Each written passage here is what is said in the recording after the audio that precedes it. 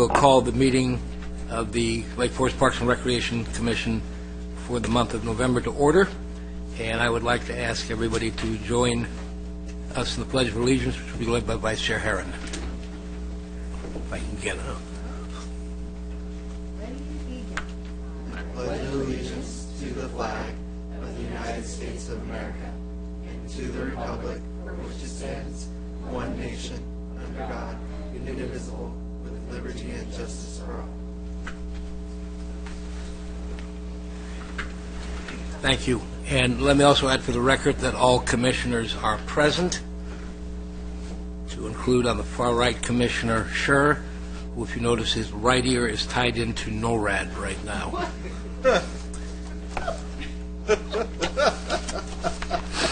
Okay.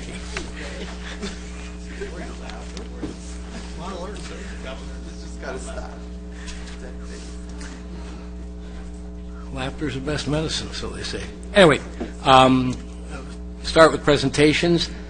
Before that, to ask, are there any public comments at all? I have one. Okay. Donna Marsh-Perry. Good evening, Commissioners. I'm Donna Marsh-Perry from the City of Tustin, and I'm the Chair of the Community Service Commission, and I'm here with Co-Chair Amy Nakamoto. Last month, we had a very exciting presentation. We honored one of yours.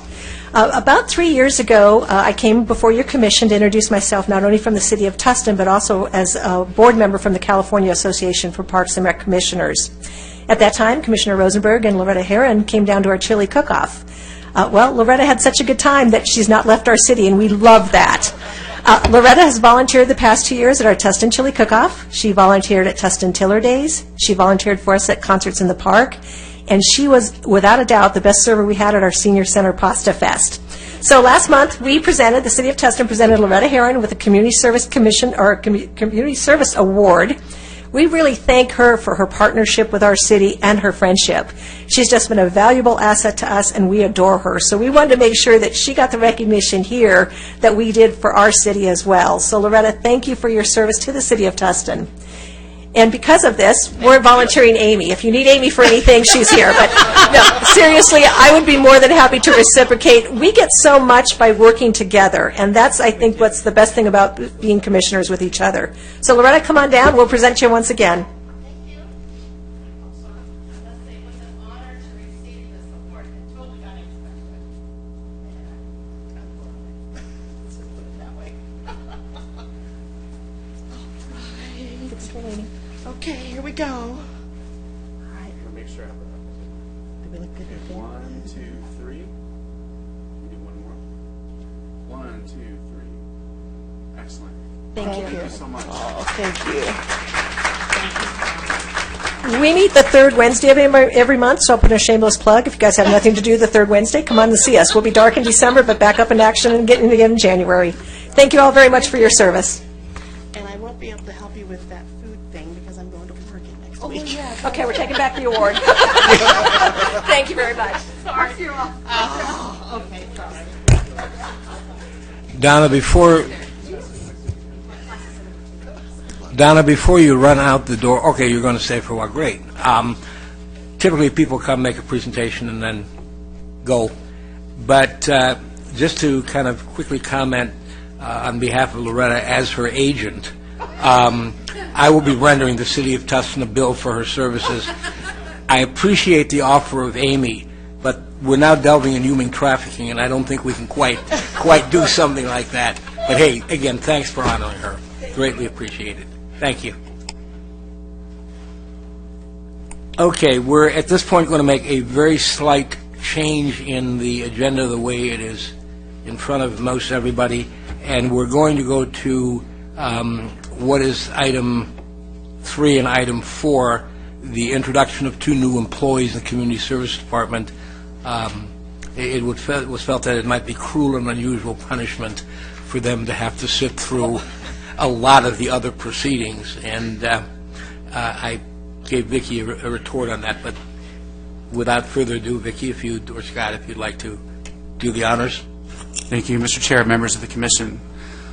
So we have had some really positive changes in personnel in our department over the last year. We've had some folks move around And you might remember our senior recreation supervisor, Nick Gates, who was in charge of the skate park, is now at the sports park. And we did a recruitment for his position, and we were really happy that out of about 65 applicants, the successful applicant was Scott Stewart. Scott Stewart is one of our own. So I'd like to introduce Scott, if you can come up front here, please. Just a little bit about Scott. Scott actually started as a part-timer. Actually, I'm going to read a little background. On August 1st, 2016, Scott Stewart began work as a senior recreation supervisor at the Etnies Skate Park of Lake Forest.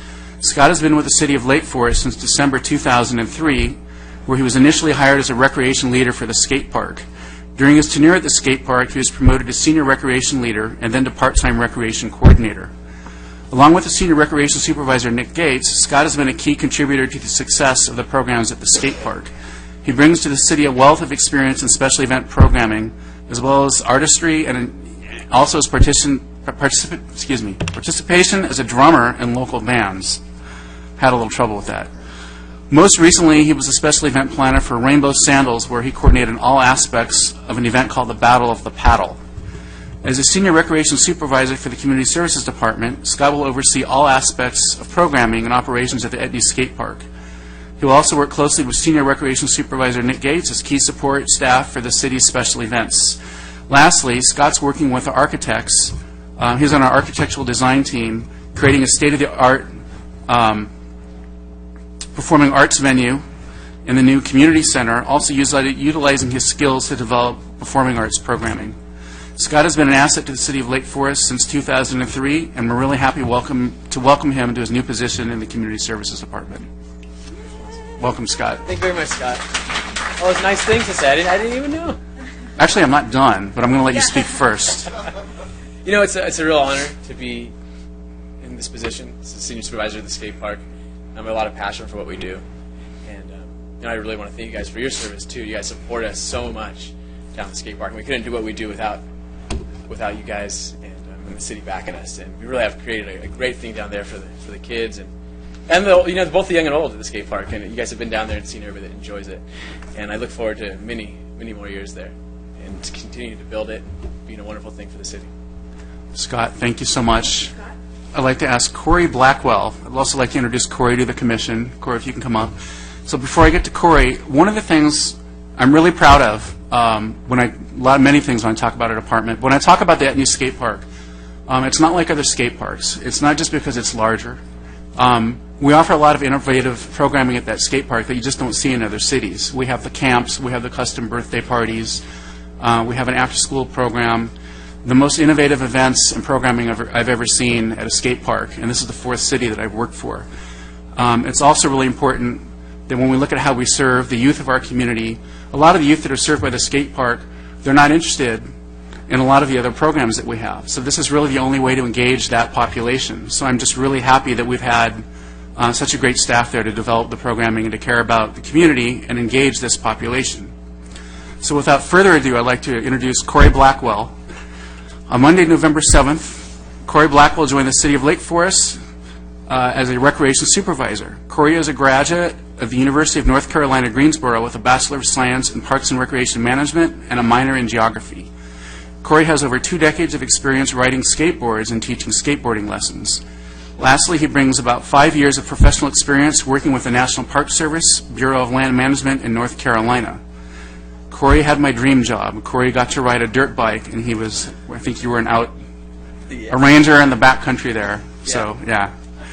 As a recreation supervisor, Corey will make use of his recreation background to enhance the programs at the Etnies Skate Park of Lake Forest. His experience will contribute greatly to the city, and we're happy to welcome Corey to the Community Services family. Well, thank you so much, and Commissioners, thanks again for having me here tonight.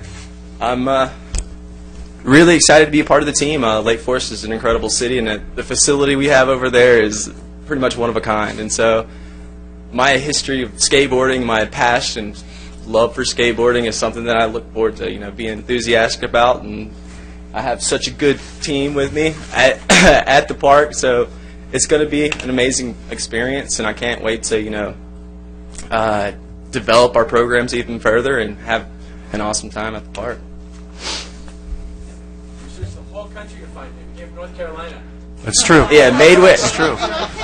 made way by North Carolina. I was working for the Park Service in Colorado, so it's nice to be, because I have history of working with kids, and so it's nice to be around the youth a little bit more than squirrels and the different things that I was around while I was out in the Park Service. But again, it's an incredible opportunity. I can't wait to work with everyone. So thanks again. Corey, a question: do squirrels skate?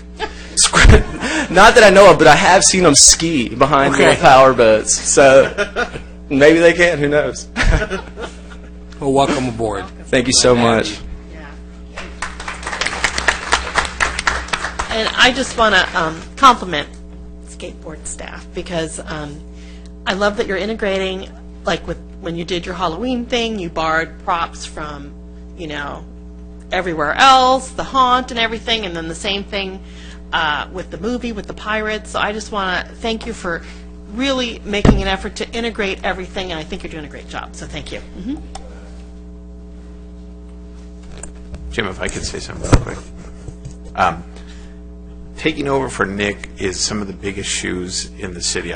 Not everybody realizes what an amazing job he did over there. The fact that we never heard of any issues, and we heard just amazing compliments that Nick did. And I have to say that so far, and I know it's only been since August, but it's been a seamless transition. The numbers are still up. Everyone's loving the program. So truly, Scott, you've done a fantastic job already. Don't let it go to your head.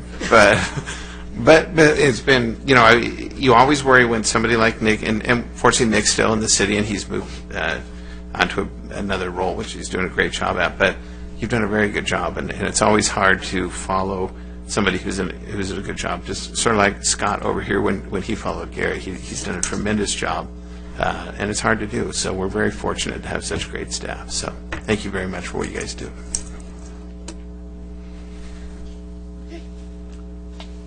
Okay, now we'll go back to the agenda, and we will go with the initial presentation to recognizing Girl Scout Troop 1859. Scott, if you would like to, or this time Vicky. Okay, I'll get it right. Yeah. First of all, I'd like to thank you all for coming here tonight. We always love doing presentations because we get lots of people in our audience. So thank you for coming. Tonight we're going to be presenting a recognition certificate or certificates to Girl Scout Troop 1859 of Foothill Ranch for their involvement with the city and the Little Free Library that opened at the sports park on June 24th.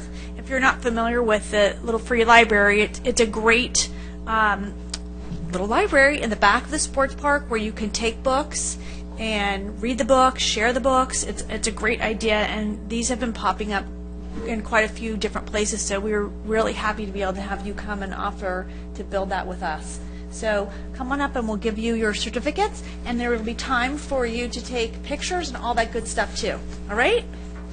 So tonight we're giving certificates to Jenna Brown, Asha Parmar, and Caitlin Schisler. And I'm sorry if I brutalized your names.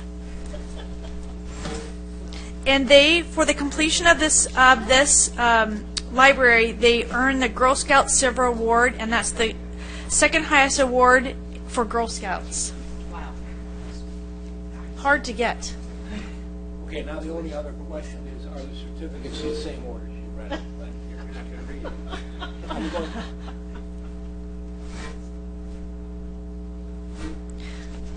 So for those of you in the audience who haven't gone there yet, go visit the free library behind the recreation center. By the state. That one we loved, didn't I? Thank you. Thank you very much. Oh, okay. We do each one. All right.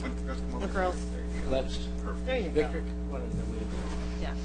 Put it right in the middle. Put their short. So you just one of them the certificate. Yeah. Get the paper that way. Holding. Where's the time? Oh, there he is. Okay. 1, 2, 3.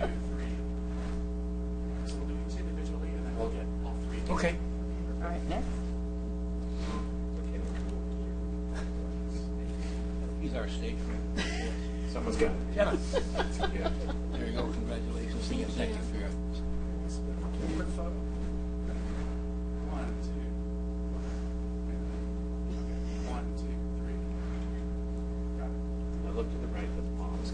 That's camera 1 and camera 2 and 3.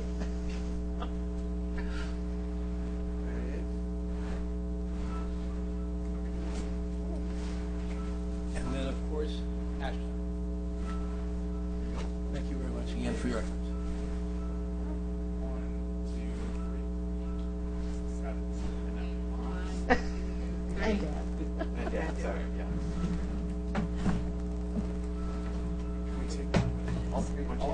Yeah, come on in. Okay. Whoops. There we go. On the end. You're blending. Yeah. I'm trying to keep all the We'll give you a certificate. Okay. 1, 2, 3. 1, 2, 3. One more for the moms. Oh, yeah. Turn it half right. Camera Yeah. 1. All right. Thank you.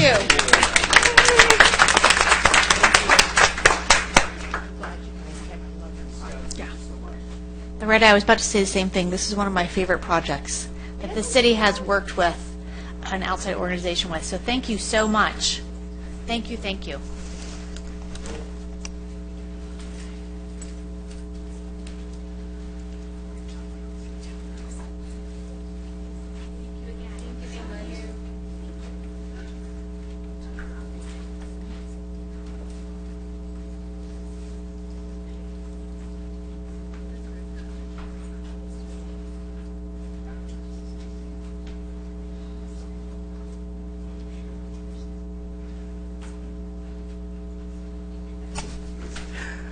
And now for the last of our presentations, our presentation from our ACT group.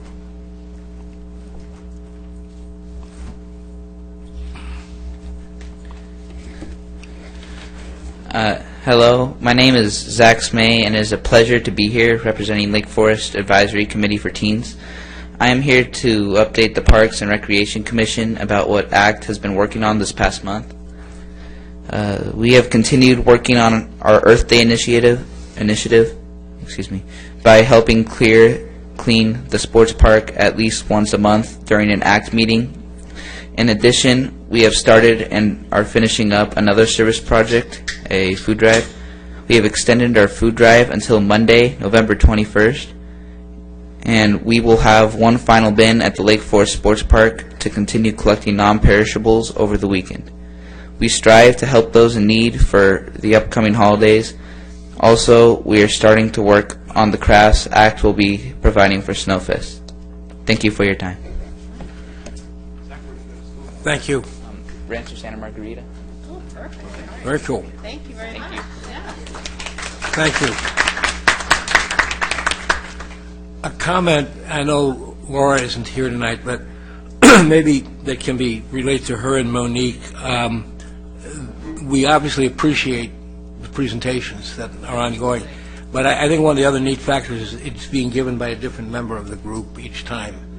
And I think that's a great opportunity for you to get those cobwebs out of your system of getting in front of a microphone, and may even launch a career in show business, who knows. But we really appreciate what you all are doing, and please keep up the good work. And relay that to the rest of the group, too. Again, thank you. Okay, moving on to our items on our consent calendar. The first one is related to the minutes of the regular meeting of the commission on October 20th. Any corrections or additions or deletions, or any? Hearing none, if we could get a motion to approve, please. I'll second it. Okay. All in favor? No, it's not a verbal, it's a...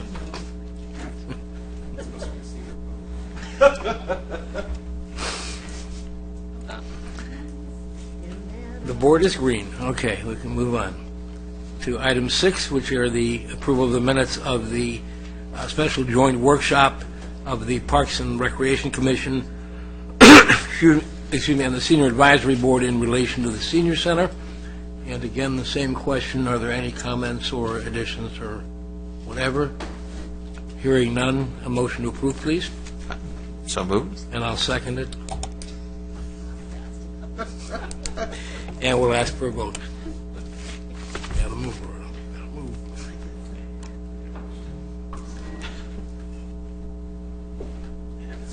Okay, and that as well passes unanimously. Well, I can see we've done a great job of just about emptying the room, so. As they say, 60,000 comedians out of work, and I try to tell jokes, so good. Okay, the item 7 on our agenda, the discussion portion and the major brunt of our interviews. Tonight, we will have the pleasure and privilege of interviewing candidates for the Senior Advisory Board. And the news. And I will defer to staff for the introductory staff report. Okay, we are at that time of year again where we're going to be looking for new Senior Advisory Board members. We have 3 positions that are going to be open this year. Marty Dushman, who is not here again this evening to be re-interviewed, Sandy Sting's position, and Jan Wiviot's position. And we will have our normal course of interviews. You should all have interview questions in front of you that you can go over. Looks like tonight we have 9 candidates, 2 of which are on the board right now, but we have lots of new people that we have not involvement before, so that's really nice. So we'll do our normal process is that Brenda will bring each of them in. The other ones are sequestered to the activities room, and we'll go through the course of questions. So looks like we're ready to get started.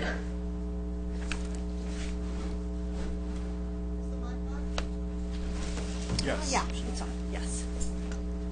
Hello. Good evening. Hi. Thank you for coming. First of all, just a couple of very perfunctory questions. You are a resident of Lake Forest, I am, and you're 5-0 or more. or more. Okay.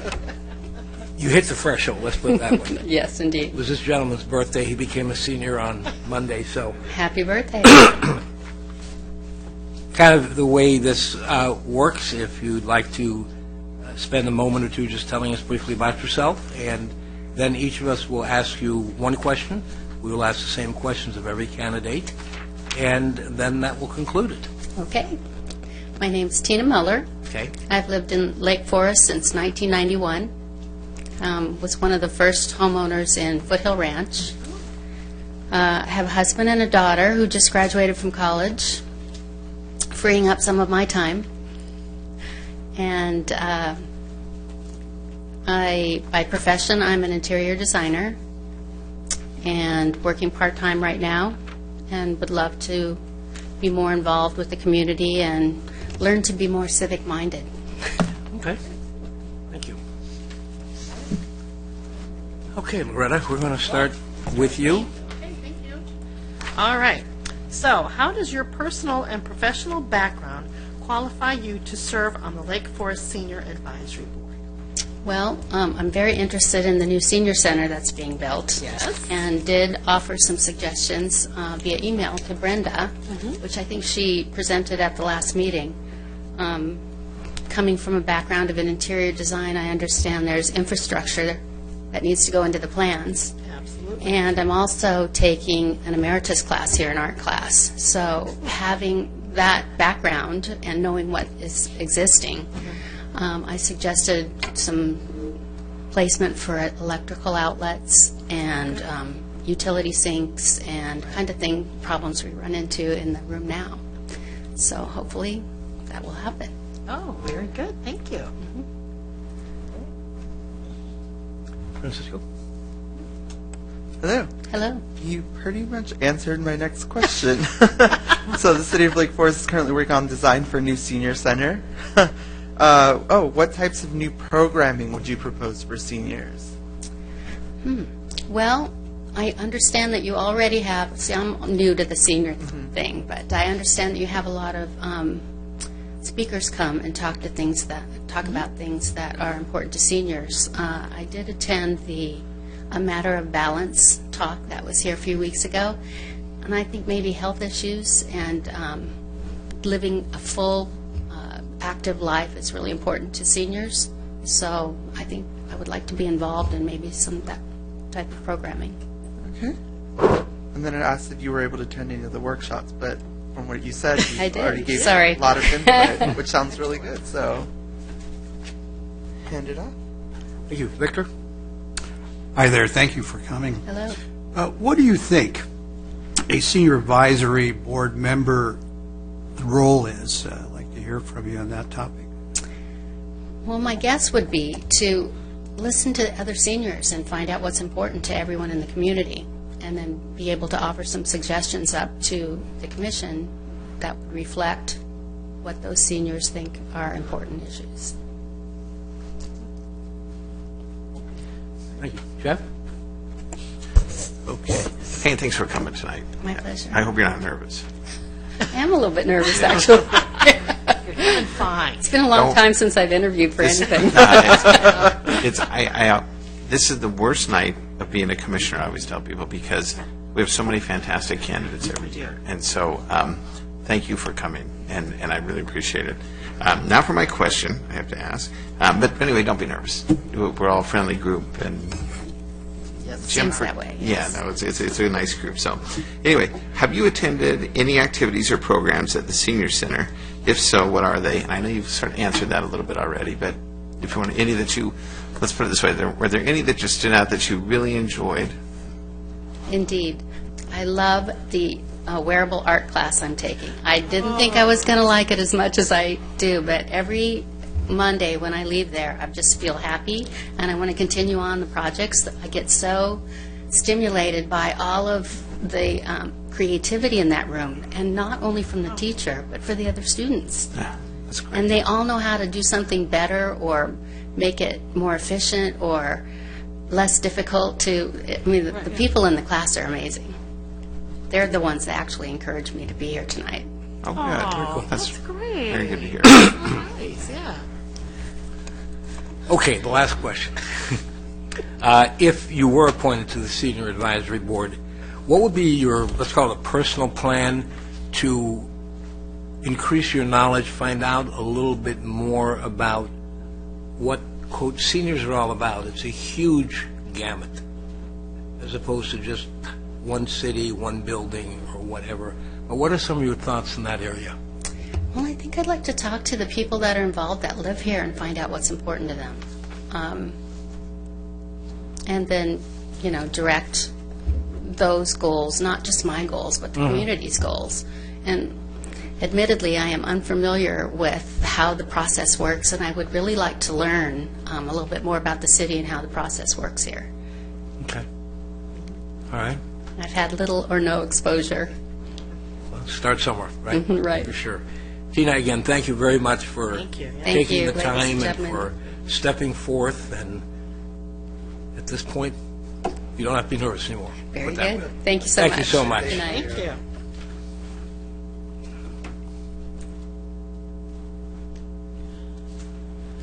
All right. Next.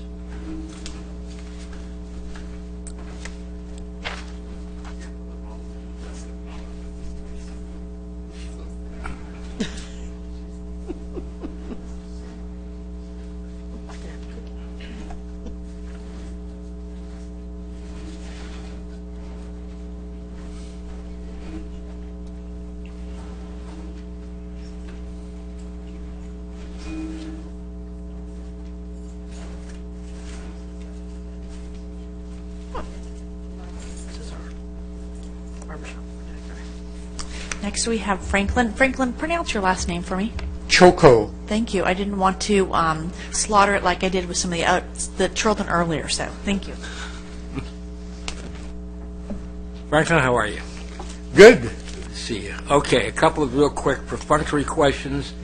You're a resident of Lake Forest, Yes. and you have hit the Diamond Jubilee and age. Absolutely. Okay. Those are procedural. We'll have to ask those. Basically, what we'll do, we'd like to have you tell us a little bit about yourself, a couple minutes, and then each of us has got a question to ask you. We ask the same question of every candidate, and that's kind of the process. Well, I am a graduate of California State University, Los Angeles. My major was American Studies with an emphasis in political science.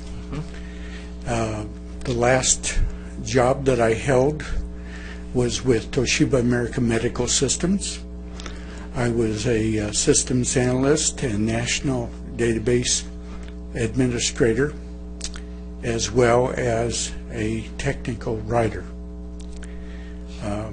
My involvement in community affairs years ago, I served on a committee which was responsible for school board realignments for the city of Alhambra and the San Gabriel Valley. And I have been actively involved in senior issues here in the city of Lake Forest. I reside in Portola Hills, and I make it a point to try and visit on a regular basis different senior centers from Newport Beach, Irvine, as well as Mission Viejo, just to find out what the senior programs are. Avocation-wise, I am a genealogist doing family history. I have expertise in the East Asian research, Japan, China, Korea, and the Philippines, and that has served me well in communicating with people and becoming involved in some of their issues. And I've attended, as far as Lake Forest is concerned, all of the Civic Center project meetings, senior meetings, and I'm a great supporter of the new senior center. Hopefully that gives you a little bit of my background. And I'm married happily to a lovely lady, and I have 4 children and 4 grandchildren. Thank you, Franklin. I think you've answered just about everybody's question to some extent, but we'll, in case there's something else anyone of the commissioners would like to get out, Loretta, we'll start with you. Thank you. And I know we've had the pleasure of sitting together at some of those workshops, so it's nice to see you here. Thank you. Yeah. Okay, so how does your personal and professional background qualify you to serve on the Lake Forest Senior Advisory Board? Well, one of the things I didn't mention is I graduated, had a teaching credential, and I ended up at Pepperdine University, and my last position there was assistant registrar at the Los Angeles campus, and I learned how to manage people and have good communication skills in that process. Another avocation I have, which directly involves seniors, is I participate in a 4-part a cappella men's chorus called South County Sound. And through that organization, I was elected this year to be an officer in that organization in charge of marketing and public relations. So it gives me an opportunity to really get involved with people. I feel that I have good communication skills, both writing as well as being able to present myself fairly well. You be the judge of that this evening. But I have been involved in this particular senior center, having attended many luncheons and birthday parties and symposia.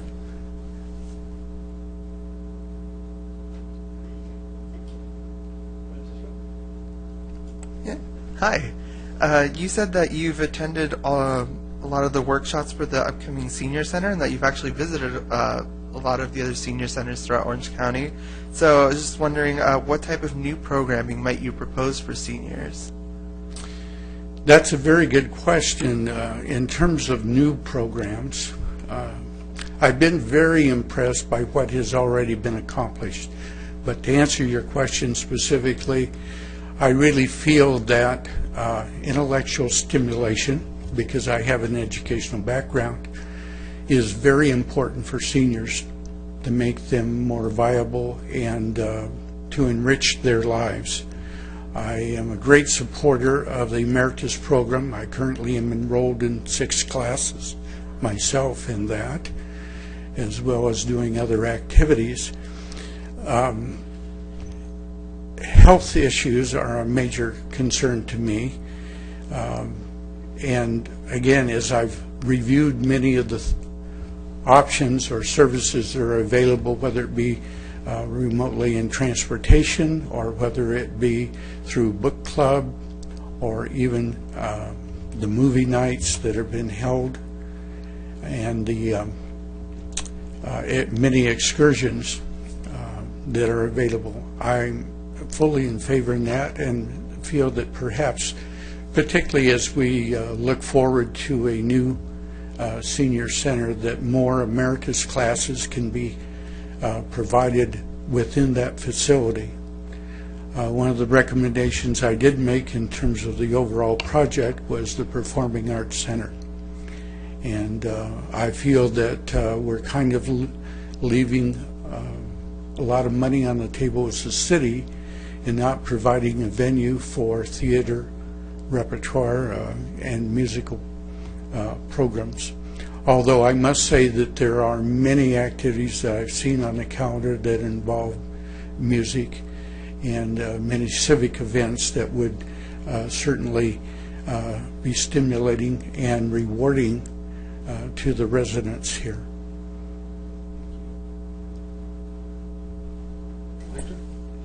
Hi, I'm Victor. Got a question for you. And you've touched on this earlier, but I want to get a little bit more specific. Can you summarize for us what you think a senior advisory board member's role is? The senior advisory board is just that, to advise. It's not to lead or direct. I'm a team player in that regard, and so my concerns obviously are to find out what the needs are that I perceive by direct face-to-face contact with seniors throughout the community, and that's one reason why I make visitations to different groups and organizations.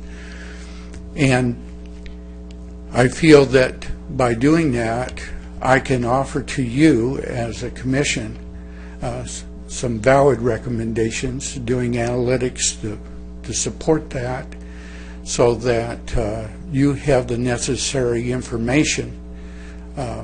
I view my role as one of support and one of informational input.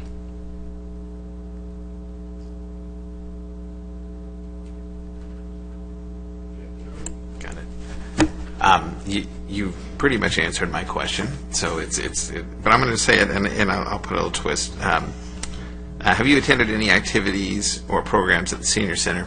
I'll just answer that for you and say yes. And so, I'm not going to ask for that. I'm going to ask what I asked earlier. What is your favorite one? What do you like? Which is your favorite? Yeah, but if you said, oh, I have to choose one this week and I can only go to one, which one would it be? It would be the Florence Sylvester Senior Center, because of the involvement of the Age Well Services program within that organization there. The number of health-related and educational opportunities is really impressive. Okay. All right. Thank you. Okay, Ron, for home break. So, again, you touched on this to some extent, but in addition to having visited a lot of the other centers and seeing what else is out there, are there any other kind of facets to maybe having a personal plan to enrich your knowledge and basic contributions about all of the senior world that is out there? I think it would benefit our program. You're right. Oh, I'm sorry. Shall I repeat myself? Okay. Please. Not a problem. Normally they say you don't need the mic, but all right. As I said earlier, you've pretty much touched on most of the questions in what you brought forth. And in my case, I was looking for some feedback from, call it a personal plan to find out more about what this senior world out there is all about. You've commented on visiting other centers already. Are there any other items that a, quote, plan might include that could increase your knowledge and in turn help our programs? Well, again, the needs of seniors are quite varied. There are those who have disabilities, those who have health issues, those who have family issues, financial issues, and concerns. Because of that, I think that whether it be through one-on-one contact or through surveys that you are currently doing, and I, again, would applaud you for that, I think that those right now are the best sources to gather information. Okay, great. Thank you. That concludes it. And again, Frank, thanks for stepping up. Really appreciate it. Thank you much.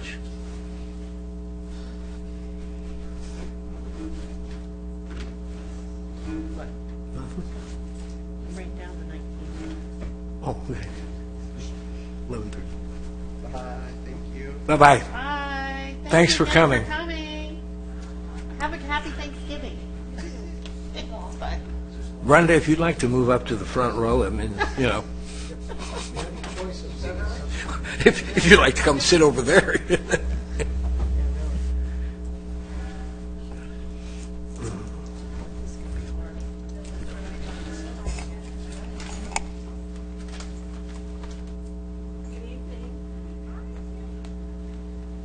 Sandy Stang, Lake Forest resident, 22 years. Prior position, worked in sales in the grocery industry. Brenda said we should tell a little bit about ourselves. Hi, Sandy. Hi.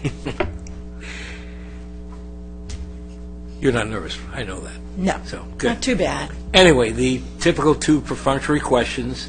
You're a Lake Forest resident, obviously, and you meet the, quote, age requirement because you are a current member of the board. Maybe you just want to spend a moment or two telling the rest of us a little bit about you, and then we've got a series of questions, same ones asked of everybody. Okay. I do a lot of volunteer work. I volunteer with the Orange County Transportation Authority Special Needs Committee, and special needs includes seniors. And so we learn about all the transportation issues that are going on and also access. And I just learned that bus ridership is down 40%. So they're getting a little nervous over there, and they think a lot of it has to do with Uber and Lyft and people finding alternative transportation. So some of the cities in South County really got hurt, and they're losing some major routes. So now they're going to do some. San Clemente is testing a program with Lyft right now. And then I also volunteer on the Senior Citizens Advisory Council, which is the Housing and Transportation Committee. So we get reports and information about what's going on, but obviously on housing and transportation, and I bring those issues back to the Senior Advisory Board. It's kind of a good information, what things are happening, what's changing. Then I also volunteer for the Council on Aging as an ombudsman, and ombudsmen call on skilled nursing facilities, and the slang is board and cares, but the official name is residential care facilities for the elderly, and those are private homes where there's 6 residents that live there. Those are audited by the state once every 5 years. So we go in every month and make sure the residents are okay and everything is meeting the standards that have been requested. And then I'm also involved with the California Senior Leaders Alliance, and that's a group, excuse me, that they've been teaching us how to go to Sacramento and lobby for bills and issues for seniors. Okay? Okay. And what do you do on Sundays? I'm just kidding. No. I get teased I'm on too many committees. No, you do a great job. Anyway, we'll kind of disperse among the group. Loretta? Okay, you got it. How does your personal and professional background qualify you to serve on the Lake Forest Senior Advisory Board? Answer, but I would say being in sales, you have to be able to stand on your feet, can talk to anybody, any variety of person, level of education, background. So I think that's a really good skill, and be able to talk on your feet. Francisco, go ahead. Yeah. Well, I know you attended the senior center workshops because you were at my table. Yes, exactly. So what type of new programming might you propose for seniors, maybe now that we're working on getting that center built up? What I would like to see us start doing, we've done a really good job of bringing in, I like to call it the mature seniors. And now I think we need to start focusing on bringing in the boomers. And to me, the boomers would be anybody from 50 to, let's say, 65 that's still working. And so to attract that group, if they're still working, we're going to need to have evening programs and weekend programs. But I think with the new center, we can do that. And we're already trying to work on that right now, but coming up with some sports events that we think would interest some of the younger people. Excellent. Thank you. Thank you. Victor? Hi, I'm Victor. How do you do? Welcome. In your view, as you think about the Senior Advisory Board, how do you envision your role, or what role do you see yourself in if you become a member of the Senior Advisory? What I've seen is, since I've been a part of the board, really pretty open minds, which surprised me because, but I thought working with city staff there might be a lot of holdback, but I found that they're very open-minded. And so it's really kind of fun to see how many ideas can you bring to the meeting. And very few of them, if they can't handle it now, we put it on our planner for what we're going to work on. But very rarely do we get totally shot down, which I think is pretty amazing. So to me, it's fun to go through your daily, all your committee work, volunteer work, and see what other things you can come up with to bring to the city, and watch the reaction. Like the last time I brought up walking sticks, and they're finding that seniors with walkers are leaning over too much, and they're looking down when you should be looking straight across, which leads you to fall more often. And then walkers are very poor on curbs. So I attended a walking stick class, and I brought that to the group. So we're going to start working on that. And it's not just for people that have walkers. I thought, I don't need walking sticks. And so I said to the guy, well, it's not for me. It's for other people. He said, no, it's for everybody, because you expend 20% more energy when you're going with the sticks. So it's good for everybody. Jeff? Okay. My question, again, you've already answered. Same thing with everybody. My question is supposed to be, have you attended any activities or programs at the Senior Center? I'm going to just say yes. That's all right.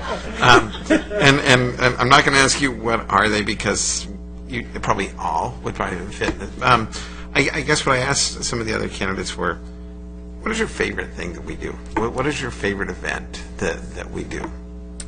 I think the Thursday luncheons are my favorite, because it's not just because it's a large group, but you get a variety of people with a variety of interests. Some are playing cards, some are playing bingo, some are playing board games, whatever.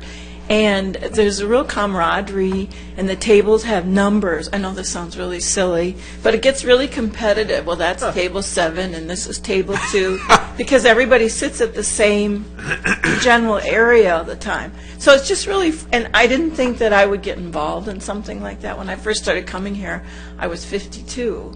And I was like, I'm not a senior, I'm not interested in this. But it's when we met at the church, and we would exercise, and they were trying to get the senior center going. So all these people kept coming in saying, just come in, get a bottle of water and sign in, because they needed names. And then all of a sudden, these people became my friends, and they're like, well, come to lunch.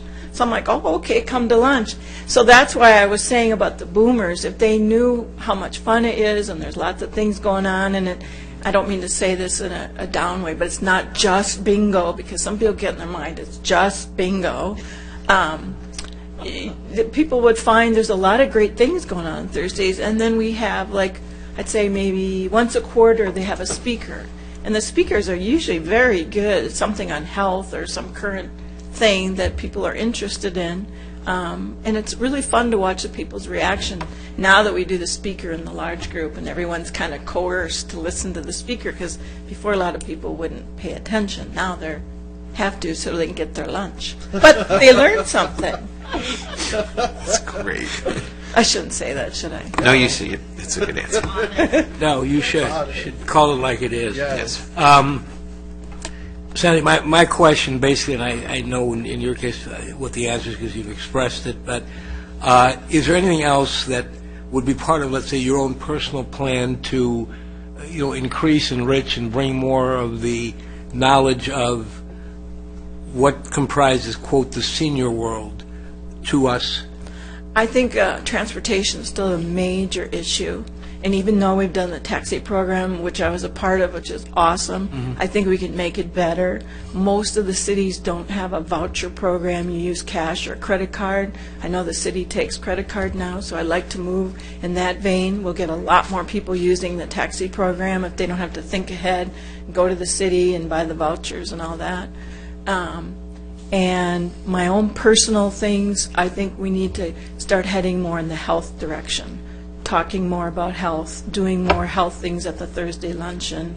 We talked in our meeting, maybe have a seventh inning stretch. That was Vicky's suggestion of the name, which I think is good.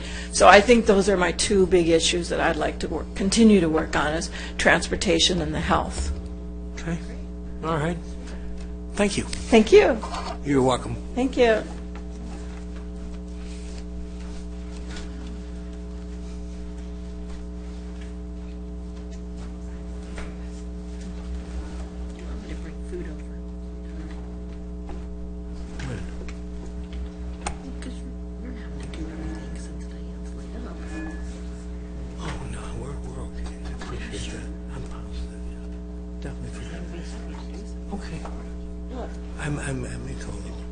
I appreciate that. Next week, though. Yeah, okay, yeah.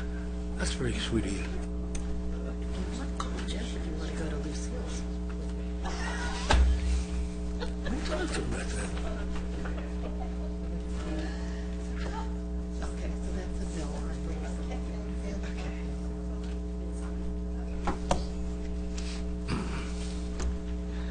Well, hi there. Hi. Hi, how are you? I'm great, thank you. This is a very large interview group. It is. Yeah. Makes our task a little harder, but that's good. That's kind of what we hope for. Margaret, just a couple of very quick questions. Okay. Oh, wait. What is this? Right, so you're Margaret, right? Yes. Okay, just want to... Or Maggie, or whatever.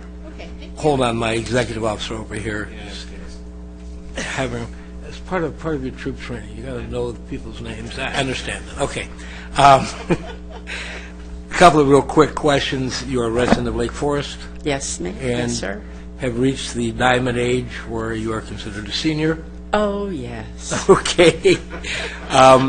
Basically, just going to ask you to maybe just, if you want to, spend a moment or two telling us a little about yourself. Certainly. Each of us has a question we'd like to ask you, and that's the process. Cool. All right. I will tell you a little bit about myself. Okay. I am originally from the East Coast. We moved to Southern California 25-plus years ago. Been a resident of Lake Forest for about 5.5 years, and all those other years that we lived here in Orange County, we were residents of Laguna Hills. Currently, I am the office manager of El Toro Mobile Estates. So I have lots of input and lots of things up here from the seniors. But we have noticed that our senior community is changing a little bit. We have a very kind of a wide gap that's starting to build in the senior community, in the park at least, in that we have a lot of residents that are 80, 85, and older. Very recently, we had a resident just moved out that was 103. But a lot of the people that are moving in now are 55 to 60 to 65 years old. So the complexion is changing quite a bit. It's a fun job, a lot of fun people. And I think that's about it. Okay, thank you. Loretta? Okay. Oh, let me get the microphone. How does your personal and professional background qualify you to serve on the Lake Forest Senior Advisory Board? Which you kind of answered, but you know. Well, I think one of the things is I've done a lot of volunteer work, and certainly now working in the park, I do a lot of work in the park with the seniors, a lot of work in the park. My volunteer work in the past has included working for the Shriners Hospital for Children in Los Angeles, and we do regional work for Southern California, but we also do national work through the national organizations. Very familiar with this area, living in Laguna Hills so long and now living in Lake Forest. In fact, when the city of Lake Forest was forming and the city of Laguna Hills was forming, I was very active in the Laguna Hills cityhood and organized their celebration that they had at the Laguna Hills Mall, the Spirit of Laguna Hills Day that they had to celebrate us being a city, which was kind of exciting. I think that's about it. And I do have a genuine love for people. I don't think you can work in a senior mobile home park if you don't. That's true. You know. Thank you. You're welcome. Francisco. All right. Hello. Hi. So the City of Lake Forest is currently working on the design for a new senior center. Yes. What type of new programming might you propose for seniors? Oh my, there could be a very long list of things that you could propose for seniors. I think anything that engages the mind and the spirit. If you're targeting the older seniors, 80, 85, 90, you know. And also some things that might be a little bit different from what's been happening that I've seen in the last 5 or so years, is that we have many residents that can't get to the senior center for a variety of reasons. It's either a medical condition or they're fearful for leaving the surroundings that they're comfortable with. I think it might be nice to have, even though you're going to have a beautiful senior center, there would be some opportunity for you to put some activities where the residents reside, whether it's in a mobile home park or Freedom Village or, you know, those kinds of thoughts. And by any chance, were you able to attend any of the workshops that were had for the design of the... No, I wasn't. Up until very recently, I've worked full-time at the park. Okay. But right now, I'm only working half days. Yes! So I'm semi-retired. All right, excellent. Thank you so much. Hi there. Thank you for coming tonight. Thank you. My name's Victor, and I relate to many of the things that you talked about because my mother-in-law was in that mobile home park Really? off Muirlands. I believe that's where you're Yes. located. It's There's two of directly them there. across. One's across the street. from Yeah, that's the a other. family park. So I have spent many days over there since she has passed a couple years ago. So I think it's a wonderful environment for all age brackets, although I also saw the changing of the demographics where Yes. you were seeing more of the, what you mentioned, the 55 and 60 years moving in. Although once you move in, you never leave, it seems, because a lot of the residents were long-time residents. But I do have a question for you. As you think about the Senior Advisory Board, what comes to mind as far as how you see the role of a Senior Advisory Board member? That's an interesting question. I would think that if you, the collective, wants to get information regarding seniors, you would want to look to people that are seniors and spend a lot of time around other seniors, whether they're 50, 55, 80, 90, 103, whatever, because you can't get out there and figure out what the world is looking for. And I can tell you the world is changing with regard to this demographics. And I'll just give you an example of that. In our park, our community, we have a recreation club. And I think this is kind of happens all over where you get, you know, maybe 5, 10 people that get together and they plan activities for the residents. The residents are starting to not be quite so excited for the same thing that they did last year and the year before, et cetera, et cetera. So you kind of have to start thinking about the new things that are happening. For instance, I noticed you guys, and this excited me because I thought it was a fun activity, a adult coloring class that you're offering. And it's interesting because I talked about it to a couple of my friends in the park, and they all color. Who'd have thunk that they would all color? But they do. But that's something that's kind of new and upcoming that you can offer. But I also think you need to look at the people that are 55 and 60 and 65 years old and figure out what makes them happy.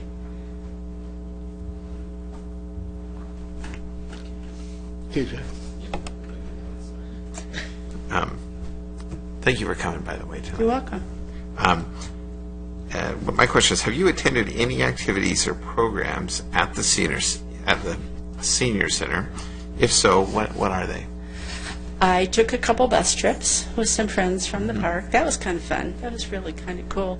My work schedule hasn't really allowed me to do very many things, but currently I'm working with one of the ladies in the park who is in her late 70s with moderate Alzheimer's. So we are actually looking at activities that she can do through the city, and one is the adult coloring, and that's what I was thinking about when I mentioned it, because that would be something that a woman with her abilities could actually handle. Okay. Thank you. Margaret, you kind of touched on portions of what I'm looking to ask about, but if you were appointed to the Senior Advisory Board, as you said, the whole senior community is changing. It's becoming something different. Would you have like a personal plan to find out more of kind of what's on this outside and that you could then bring into the framework to help our program? Okay, but I need to ask you a question. Sure. Could you define what you mean about what's on the outside? Different programs, different, opportunities, availability of different than the norm, what 9 out of 10 centers might do. It's interesting that you ask that question because one of the things that I do in my spare time is I do personal shopping for large groups, which requires that Shriners, Eastern Star, when they're having conventions, etc. And that requires you to go out and look and find out what's new and different that's out there. You go to trade shows, etc., etc. I don't think that this position would be very much different than that. I think it's a matter of asking and listening. You have to do a lot of listening, especially when you're working with the senior population, the older senior population. But then you also have to listen to the younger seniors, because so many of them are still working, and you have to figure out what you can do for them to get them engaged. And I think it's a matter of communication. It's all communication. I will tell you that when we were in the room waiting for our interview, one of the ladies is on the commission, and she's applying again. And we were talking about the notion that they were trying to find names and addresses of seniors 50 and older so they could contact them directly. And that's a really big challenge in that so many of the older seniors don't want that information given out. But they don't. They're very protective of their privacy. And in fact, in our park, we actually get signatures from the residents before we put their name in the community phone directory, just to protect them and ourselves, to make sure. So, but I think it's a matter of a lot of communication, maybe talking with other communities, Laguna Hills, Mission Viejo. Mission Viejo has a huge program, lots of things going on all the time. And maybe partnering up with a different community to maybe offer things together. It's not such a bad idea, maybe. I think that answered it quite well. Thank you very much. And that concludes it. I'm done? Well, thank you. I hope you all have a great evening, and I'm going to Thank go you, home and Margaret. feed my husband dinner. Okay. Happy Thanksgiving. Good night. He'll to be all. happy Happy too. Thanksgiving to all. Okay.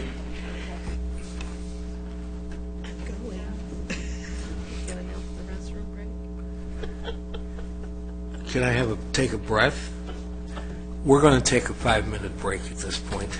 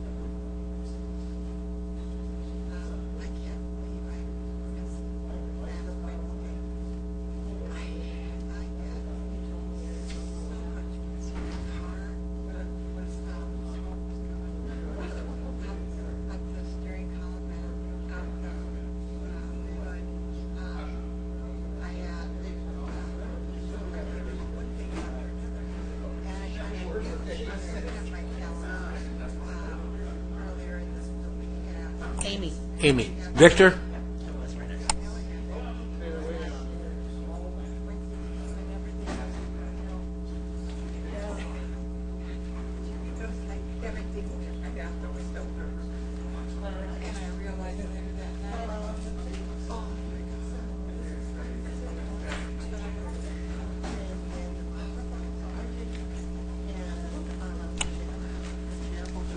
The questions like we discussed earlier. Okay, thanks. Good luck.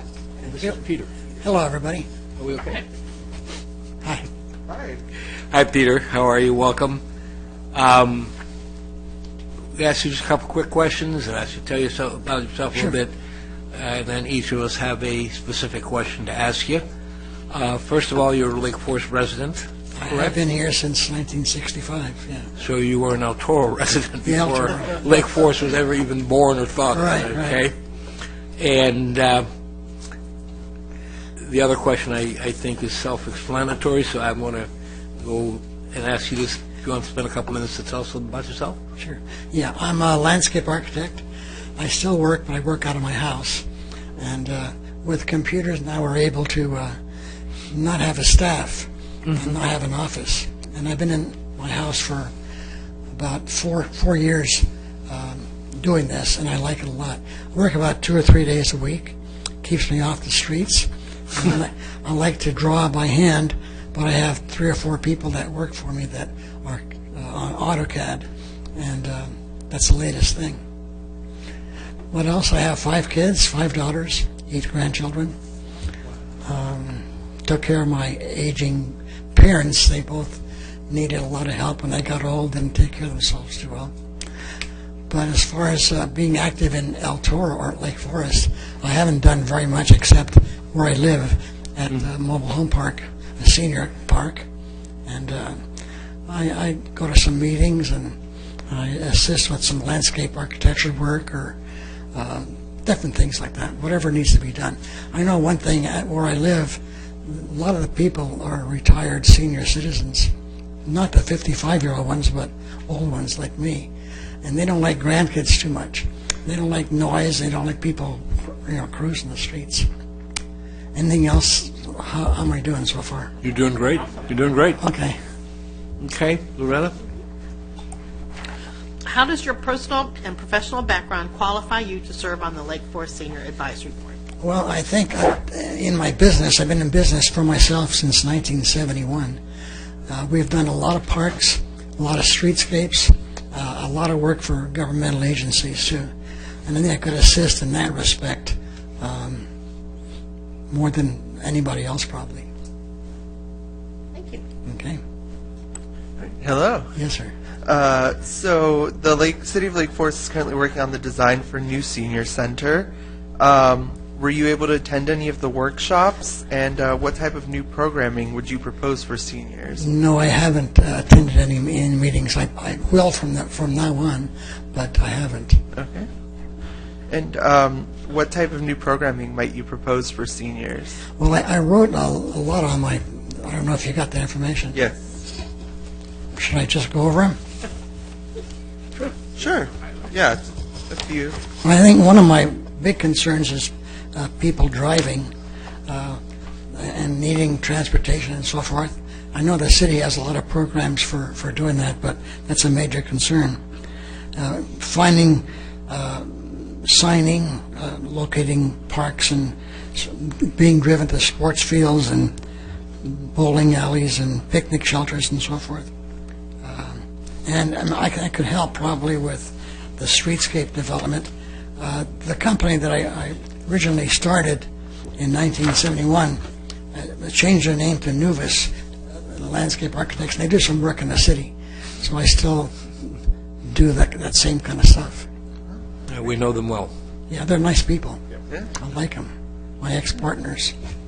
I was there for 25 years, and it was getting to be too big. We had 40 employees and 2 offices, and I thought, I'm not designing anything, I'm selling landscape architecture and just to keep my staff busy.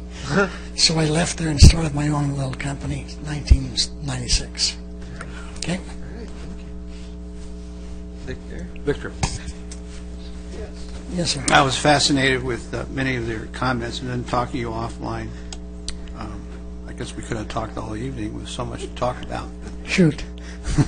But as you envision thinking about the Senior Advisory Board being a member, what comes to mind as how you see what the Senior Advisory Board member's role is? How would you define it very succinctly and to the point?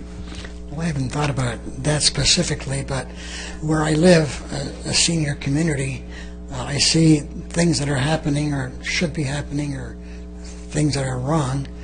Simple things like people walking their pets, people driving way too fast. I personally, with all my grandkids visiting me, I have a sign put in the street that says children playing, blah, blah, blah. And when that's out there, people slow down. Those are, and then landscape questions. The mobile home park, I think, has reclaimed water, so they're not governed by any restrictions on having turf and grass and so forth. And I get involved as much as I can, but not a lot. How's that? Okay. Thank you for coming tonight. Real quick, have you attended any activities or programs at the Senior Center? And if so, what are they? No, I have not. Okay. I still work and keeps me pretty busy. I understand. But I might, hopefully, be able to start coming. Yep. Thank you. Peter, if you were appointed to the Senior Advisory Board, and you've touched on it too, the whole, call it world of seniors is a very large and complex entity. What would be, let's call it a personal plan maybe on your part to become more familiar or to increase your knowledge of all the aspects that you could contribute more fully? Well, that shouldn't be very difficult to do if I'm appointed, to just hang in here and do more. I don't know exactly what, but I do read your monthly newsletter, and the city offers a lot of things that people need. I think computer technology is important, how to operate your iPhone and things like that. Those are all important things. And being driven around, finding ways to get places, I think is important. Okay. Okay. Well, thank you very much. Thank you very much. Appreciate you applying and coming forward. My pleasure. Have a happy holiday season. Same to you. Thank you.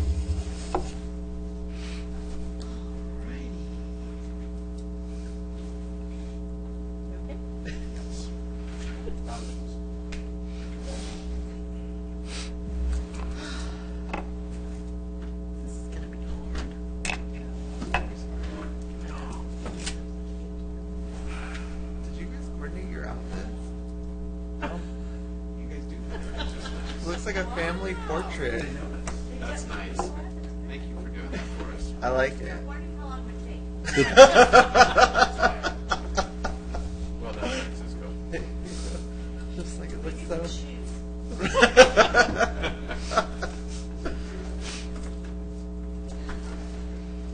Victor, did you coordinate with anybody tonight to your appearance, your Jerry clothing wise? Garcia ties and your. Yeah, the ties, we coordinated. Hello and good evening. Kenton, how are you? I am doing well. Good, good. I can introduce myself. My name's Ken Betzer, if you didn't know, but I think Okay. A couple of real quick questions, and then maybe tell us a little about yourself. Sure. For the one or two that may not know you. Okay. I'm just kidding. And then each of us have a question we would like to ask you. We ask the same questions to everybody, so. Okay. Obviously, you're a Lake Forest resident. Yes. And you have reached the Diamond Jubilee in age or above, so knowing that, if you wouldn't mind telling us a little about yourself. Okay. Actually, I've lived in Lake Forest. I moved here in 1981, just off of El Toro and Trabuco. And then in 1986, I moved to my current location next to Whispering Hills. Further back, I was born in Fullerton on Harbor West Badger Road at the time, Harbor Boulevard, at a little maternity college of 20 rooms, I think. That in those days you'd go to Santa Ana or L.A. to buy a washer at Sears, but not to have a baby. And so my brother and most of my cousins were born at the Fullerton location. My mother was born 2 miles from that on the Baston Cherry Ranch in 1922, and prior to that, my grandfather was the blacksmith on the Baston Cherry Ranch in Fullerton. So Mom made it 5 miles from where she was born. I made it 22 miles from where I was born. So each generation we get a little further away. I was a one-career wonder, went to UCI, got an MBA at Cal State Fullerton. January 2009, I decided to retire. So by the end of 3 more months will be 8 complete years, starting my 9th year of retirement. I was a one-career wonder, and nowadays you get 5 to 7 careers, and I waited for my second one, and it hasn't quite come in the form of paid employment, but I'm pretty busy on the other. My interests, I've got a wide range of interests. I love to travel. I have integrated that in with Airbnb. I'm an Airbnb traveler, and I'm also a host. I've met people from all over the world. I've had people come to Lake Forest from China. I've had people from India, people from Egypt. I've had people, gentleman that's there now is doing business all the way from Michigan. I've traveled all over with it. It's an incredible avenue for older people to. I would not have done it 10 years ago because I was frightened. It has turned out to be one of the most enriching experiences. As you sit on a couch talking to people from all over the world, they're far more similar than they are different. And I had a gentleman, he was from a different faith background. He was from Egypt. He was 25. Just everything was different. But he finally said, my mom said never to stay with an American because you all have guns and you all get drunk. And I said, well, one thing, I don't have guns, and my profile says I'm a smoke-free, alcohol-free home. But the one thing that's similar, that mothers all over the world protect their cats. So it's just been very, very different. My other activity is plants with the Whispering Hills Garden Park. And this Tuesday was, I'm a member of Newport Harbor Orchid Society. The president of the Newport Harbor Orchid Society lives in Foothill Ranch. So the Lake Forest people that love orchids have to go to Newport Beach to do that. Then Wednesday morning, I was off to Crystal Cove. I'm a volunteer at the state park doing the landscaping, or helping with the landscaping at the historic district, at the cottages, which is a blast. And of volunteers, I'm sort of middle-ish. I mean, there's people much older than I am, some much younger. And then tomorrow with Lake Forest Garden Club, which I'm active in, and then we're going to have a picnic lunch, and then Mr. Scheer is going to take us on a docent tour through Heritage Hills. And he was kind enough to put us in contact with the county coordinator at Heritage Hills, which we met on Tuesday. And so we are now going to possibly have a joint effort of bringing back the citrus, of doing historically accurate garden with the Serrano adobe or with the Bennett House, and bring back the rose garden that's next to the Bennett House and make it historically accurate. So, and then the third stool, and part of it has to do with the plants, is dietary and exercise. A couple years ago, I decided to go through the personal trainer, and so I got my certification through National Exercise and Sports Training Association, NESTA. Because at the gym, I saw the 19-year-old trainers possibly. I said, bodies don't work the same in the 60s as they do at 25. And you hurt your shoulder and you're got a couple months. I said, you hurt my shoulder and that's the end. So I got my certification to help with it, and the avenues for exercise open to seniors is incredible. As soon as you hit 65, through Silver Sneakers, you can go to almost any gym in the nation.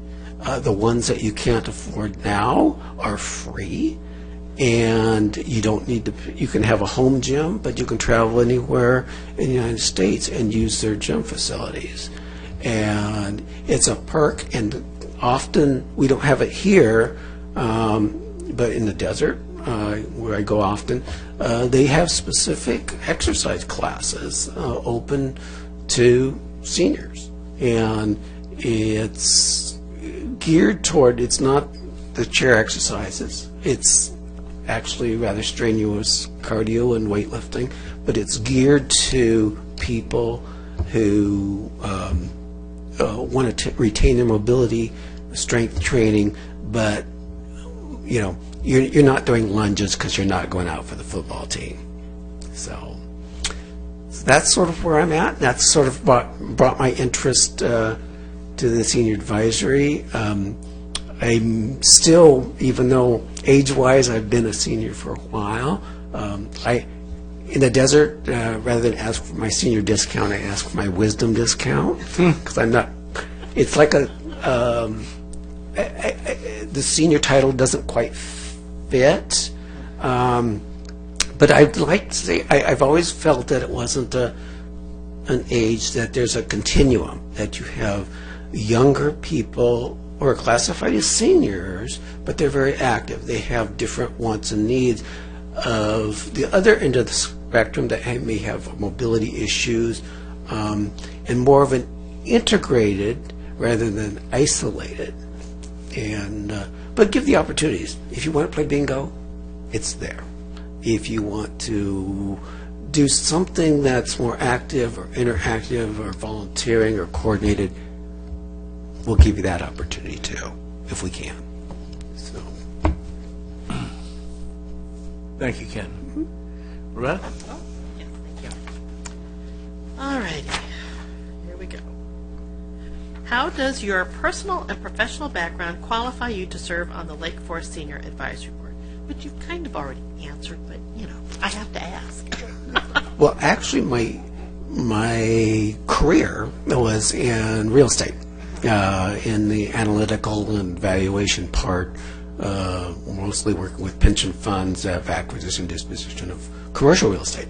But my regular activities, my hobbies, I've done orchids for since I was a freshman in college.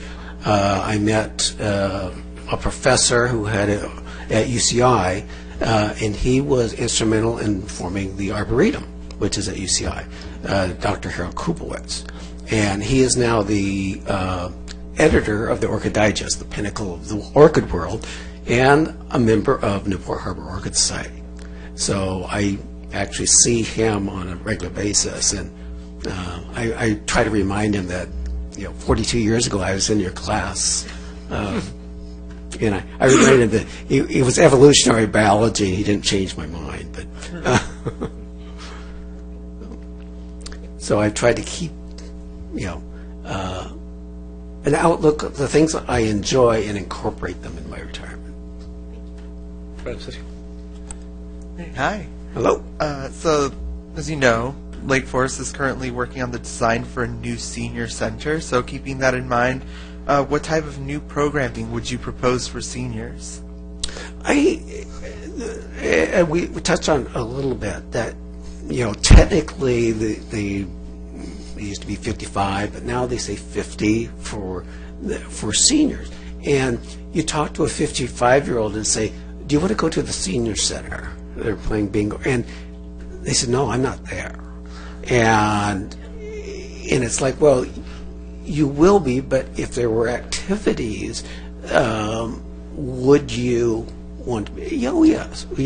I do a lot of day trips. I'll take the train into L.A., and I had neighbors who said, "Can we go with you?" And once I took them, they said, "We would have never done this on our own, but now that we've done it, we could do this, and we could invite others." And I think once programs for that younger, we'll call them more active, were available, you'll get more of a, rather than everybody put in their own little peg, I can't go to bingo because I'm 55. Well, yeah, you can. Or I'm 85 and I can't go to the gym. Well, yeah, you can. And so I think providing programs for that younger, you'll get more of a wide breadth of activity of people who they either don't want to admit or they're in a little denial that they're getting older. So, and just anecdotally, years ago in a gym, the most agile individual I saw was working with a personal trainer, and I asked the personal trainer, I said, "How old is that gentleman?" And he said, "Well, how old do you think he was?" And I thought, "Well, he's got gray hair. He's got to be at least 60." And he goes, "He'll be 86 his next birthday." And I was like, okay, that's like 1 in a billion. It's like, but it's possible if that's what you want to do. All right, thank you. Very good. Thank you for coming. Look forward to seeing you all tomorrow. And we're going to have a big group. They keep calling me. So where are you in the count? I think I said 20 before. That's right. And we're going to make an announcement. It's from 9:30 to 12. It's our meeting, and we're going to make another announcement that if you want to come, you just bring your lunch. Yeah, no worry. I'll have some extra help. So. Okay. Yeah, even the size of the group won't. And we'll know by 1 o'clock because we're having the picnics right at the benches. Cool. All right, back to business. I've been directed to ask you a question. Essentially, the Senior Advisory Board is a very important organization to help contribute to the city in terms of all the things and projects that are going on, and we depend on the Senior Advisory Board to give important input. As you look at the Senior Advisory Board role as a member, what are your thoughts of how you see the board member's role in the event that you would join the board? Thank you. I see it more as advisory. In being on I'm also on the HOA board at Whispering Hills, and we have like landscape committees and where we take recommendations from them. And I've always found that the more people you have involved, they come up with ideas that you may not have thought of. For example, one of my neighbors is Betty Atwell, who is on the advisory council. And so, and we talk about a number of subjects. But, for example, activities for seniors. It doesn't take a lot to design programs to teach people to use public transportation, to go on the train, and, okay, I'm going to fly out of LAX. I take the train. I go into Irvine, I go into Union Station, I walk right down the hallway to pay $8 to the flyaway bus who drops you off right at the terminal and leave my car in Irvine. And those things they're not age dependent. But they're ideas that if you don't start discussing them, that's what I need to do. I need to get to LA. How can I do it? You never quite get there. And so I see the advisory of 5 individuals, all with different backgrounds, all with different areas of interest, discussing things, and then feeding back at the senior functions. People will say, this is what we need. I love the taxi program for $250, but I can only go to the border of Lake Forest. Now, how do I get from the border of Lake Forest to the train station? Those types of things. You can do it on a bus, I found out. So, and when I rent a car, I just go over to the IHOP on Rockfield, then I walk over to the Hertz rental car in Irvine, because they won't take me. But I don't need to, I take my rental car right from there and go on vacation. So. Jeff? Hi, Ken. It's nice to see you. Have you attended any activities or programs at the Senior Center? If so, what are they? I haven't gone to the functions that are specifically for seniors. I go through the leaflet when I see it, and for classes and things like that. I think I'm somewhat similar to a lot of people. Their introduction is you walk through City Hall and you see them playing bingo, which I have nothing against bingo, and someday I will play bingo, but not anytime soon. But there are other things, that could be offered. But I guess I still come with a preconceived notion that it's more the less active type of programs. Kenton, I think you segued right into where I'd like to ask you a question. The senior, call it community in general, is a very large and complex item. As you said, there's a perception that's not active, but yet there's a lot of people that are seniors that are and considered part of it. If you were appointed to the board, what kind of a personal plan might you put together that would allow you to find out more about what's out there, that in turn you could bring back maybe for the benefit of our programs? Well, I guess going back to personal experience, I had a brother who was disabled as a minor, who I cared for essentially to the end of his life, and then both of my parents. And what we would do, even traveling with a wheelchair and things, we would do what we were able to do, and then, like with my father, as he aged, rather than going to activities, we brought the activities to him. And so I guess from that is you try to meet people where they're at. So you provide functions or activities that give people a choice. I'm active, so I'm going to do this. As I become less active, I can transfer to, let's say, exercise. If I'm at the far part of the spectrum and I'm not as active, the classes where they have chair exercises is appropriate. If I'm in between, I can go to a gym or a workout facility, which I understand we'll have with the senior center, and work there. If I'm really a young retiree, I can deal with a personal trainer and have an exercise program that you would have in your 30s or 40s.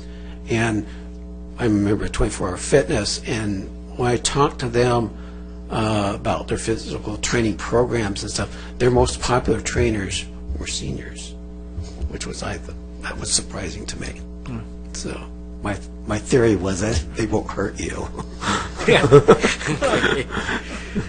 Kevin, thank you. Thank you for stepping up, coming in, and kind of concludes the process this time. Wonderful, thank you. Best wishes for happy holidays. Thank you so much, and we'll see you tomorrow. You got it, yeah.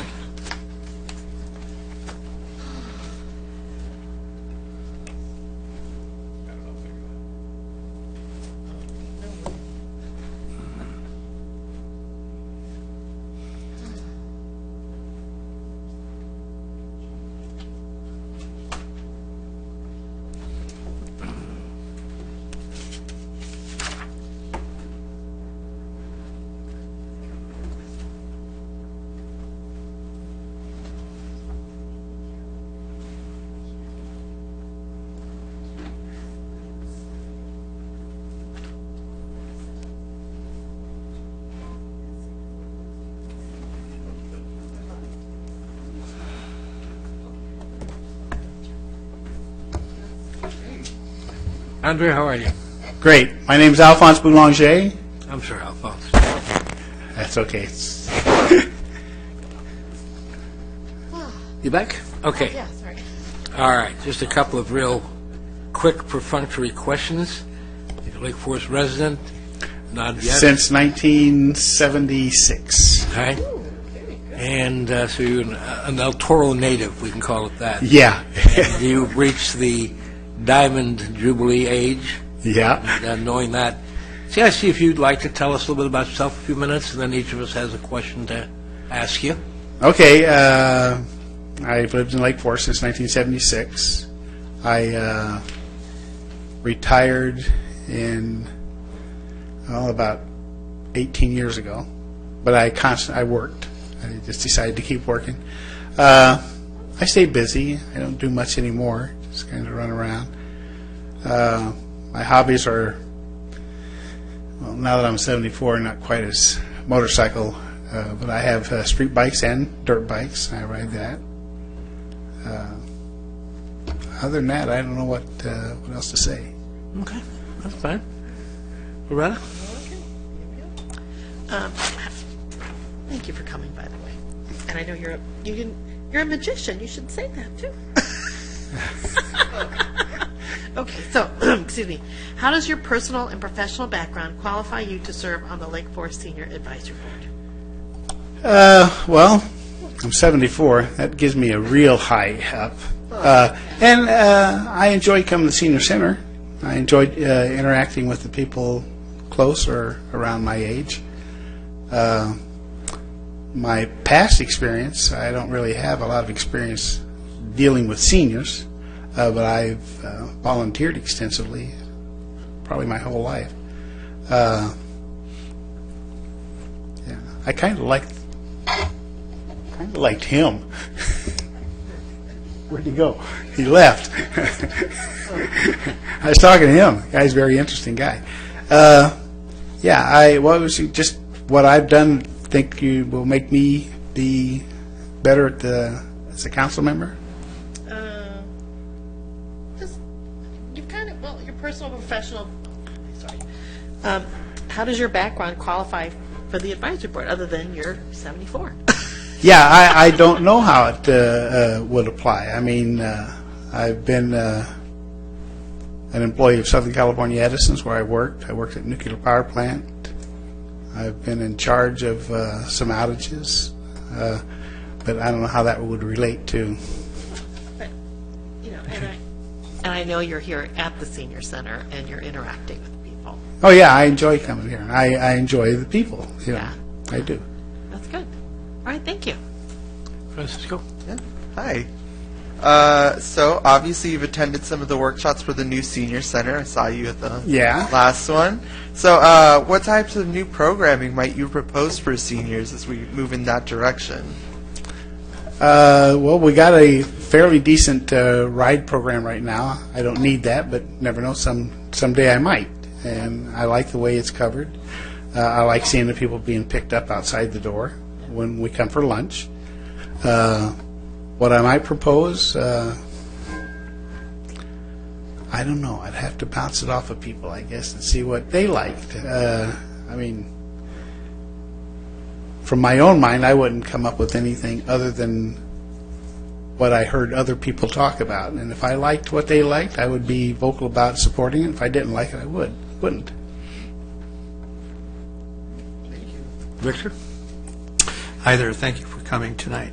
As you think about the Senior Advisory Board, what are your thoughts on how you see the role if you become a member? How would you define the role as you see it from your viewpoint? Well, the limited part that I know about it, because I really don't know much about it, but it looks to me like what I would do is interact with the people, my peers, see what they liked. I mean, it's not necessarily what I like. It's what they might like. And if we could get consensus on what they think they would like to hear, what they would like to get, that would be what I would champion, not necessarily what I would like. All right, thank you. Good. Thanks for coming. And of course, my question, you've already sort of answered it, was have you attended any activities at the senior center you have? So I'll say yes for you as well. And so I'm going to do what I've done for a few others who have been attending. What's your favorite activity? What do you like to do best at the senior center? Of course, you could look at me and tell me I like the lunches. I'm with you. No, actually, I do like the bingo, and I do like coming and interacting with the people at lunch. You see a lot of people here, and it gives you a good opportunity to talk to people. How often do you come in? I'm here every week. Okay. Yeah, I like bingo. Helps you keep your mind kind of active. Yeah. And I've gone on a couple trips with the seniors. I'm not a big fan of that personal view because you see these 50 people in a bus and the bus driver gets sleepy and runs off the road. I don't like putting my confidence in that. I will fly on an airplane with a pilot, but I generally will not ride in a bus too much with a guy that's driving. I don't know how tired. I worked a lot of shift work. I know how tired you can get. Fair enough. Thank you. It's true. There are notes being taken to eliminate the bus trips, and we'll now substitute excursions to San Francisco, Paris. Yeah, you'd probably have to chain me to get me on that bus. Right. By the bus to the airport from the senior center. Alphonse, a question. If appointed to the Senior Advisory Board, obviously you're realizing the whole gamut of, call it seniors, senioritis, whatever, is a very complex and wide-spaced animal. What would be a personal plan on your part to either improve your knowledge of that whole area and to bring programs and offerings maybe back to this city that could benefit our programs? Well, I think talking to the people, my limited ability to talk to people, generally it's just on the lunch days, but to see what they are interested in. I mean, I think I think we have several good programs right now. The transportation program, I mean, you see the people lining up out there to get their ride home. I would champion even maybe more that. I think it's important that there are a lot of people here that don't get around that well. I mean, they aren't in the majority; they're in the minority. But they have a rough time getting around, and I think that's important. Okay, great. Thank you much. Process, that's it. Good. Happy holidays. Thank you for coming. Thank you for putting your foot forward. And I put a vote in for that guy that just spoke before me. I talked to him. That man is a good man. All right, thank you. Thank you, guys. Take care. Thank you. Bye.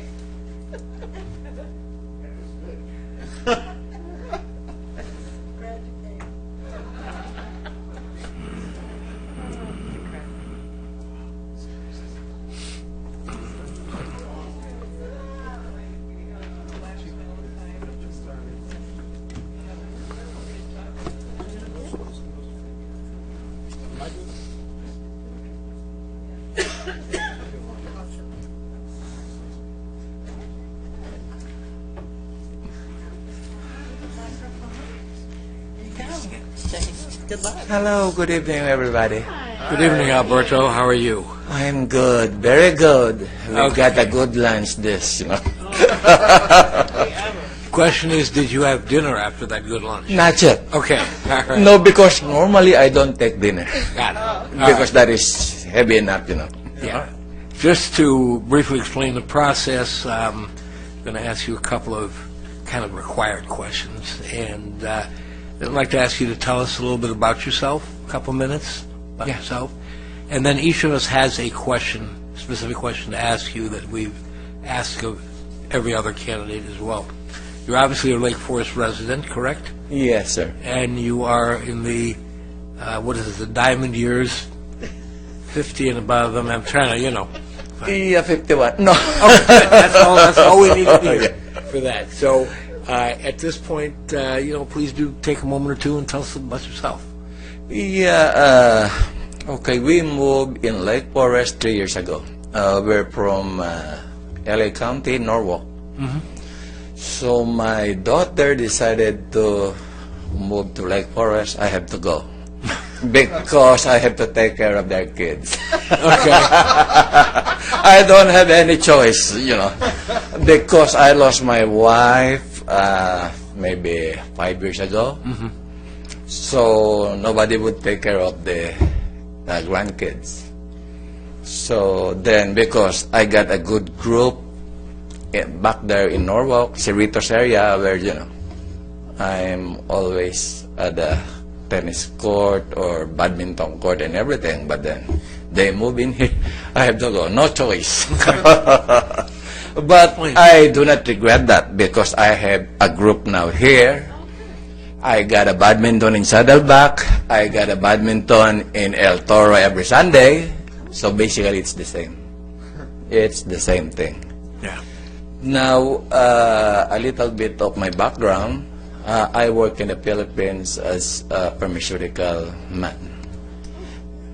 The company is based in Chicago, and that is for something like around 35 years.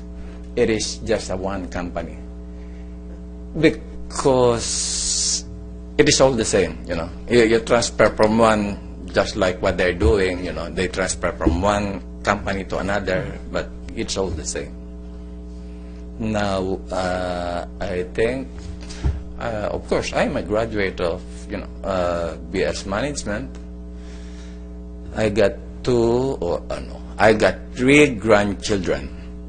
The 2 which I'm taking care of, and another one back there in Canada, but decided to, to go back in the Philippines to, pursue the study of my grandkid. That's 10 years old. So, anything else, sir, you would like? Whatever you'd like to say. So, I think, I'm very much, involved with the a charitable organization in the church, Age Well,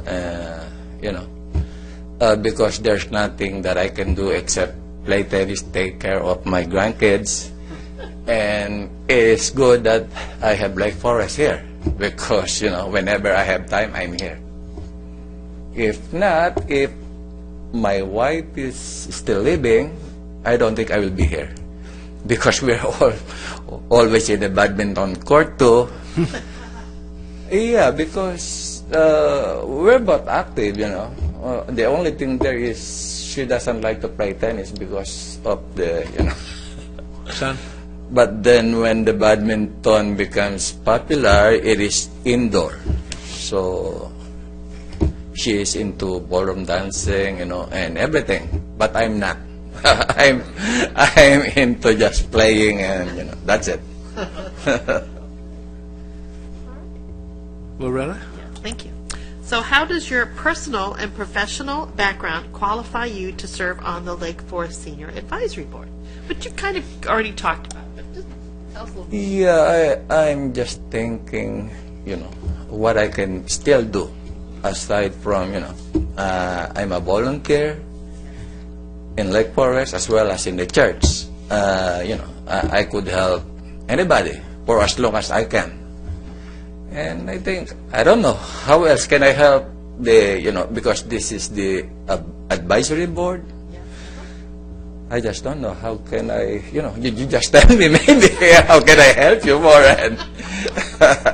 and maybe I could answer it, or I don't know.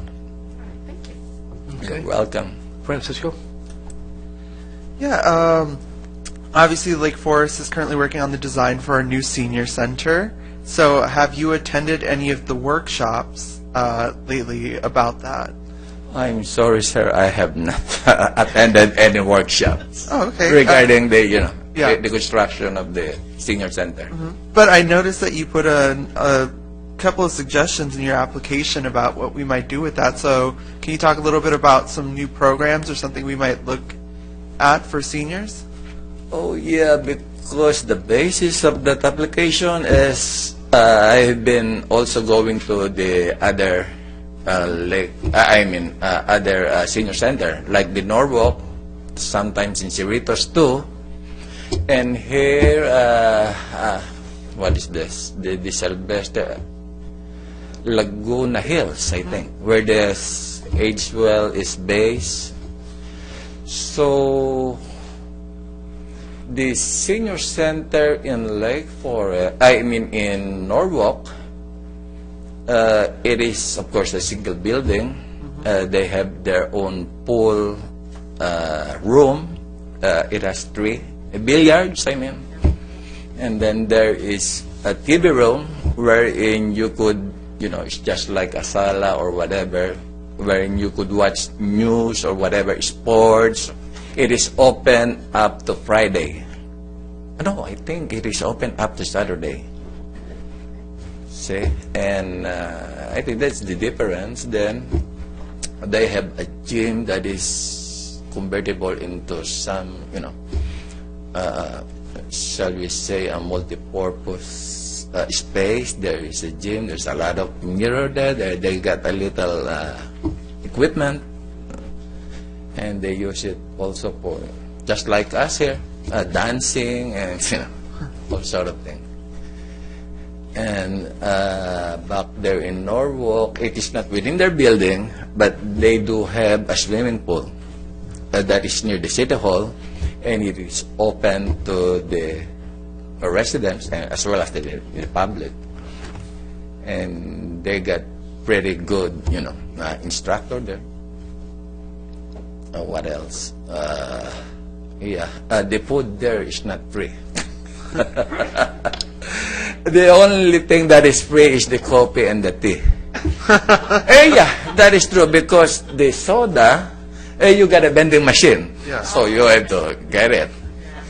And then if you like a bottled water, that includes the vending machine too. But there is ready, or shall we say, water that you could get it for free, just like what we have now. Maybe just 2 weeks, 3 weeks ago. You just get it. And then lunch is pretty good, but you have to pay. They have also bingo. Again, you have to pay. Yeah, because what you pay there is your price for the game. You see, if they collected something like, 100, 200 for this game, for 2 games, that is the price that, and the more cards you would like to play, the more you pay. That's how it is. Here, you know how it is. You don't pay anything here. I just won a $5, this lunchtime, $5 target, See? Yeah. Victor? Thank you. Well, thank you for coming, and you're welcome, sir. I have a question for you. Yeah.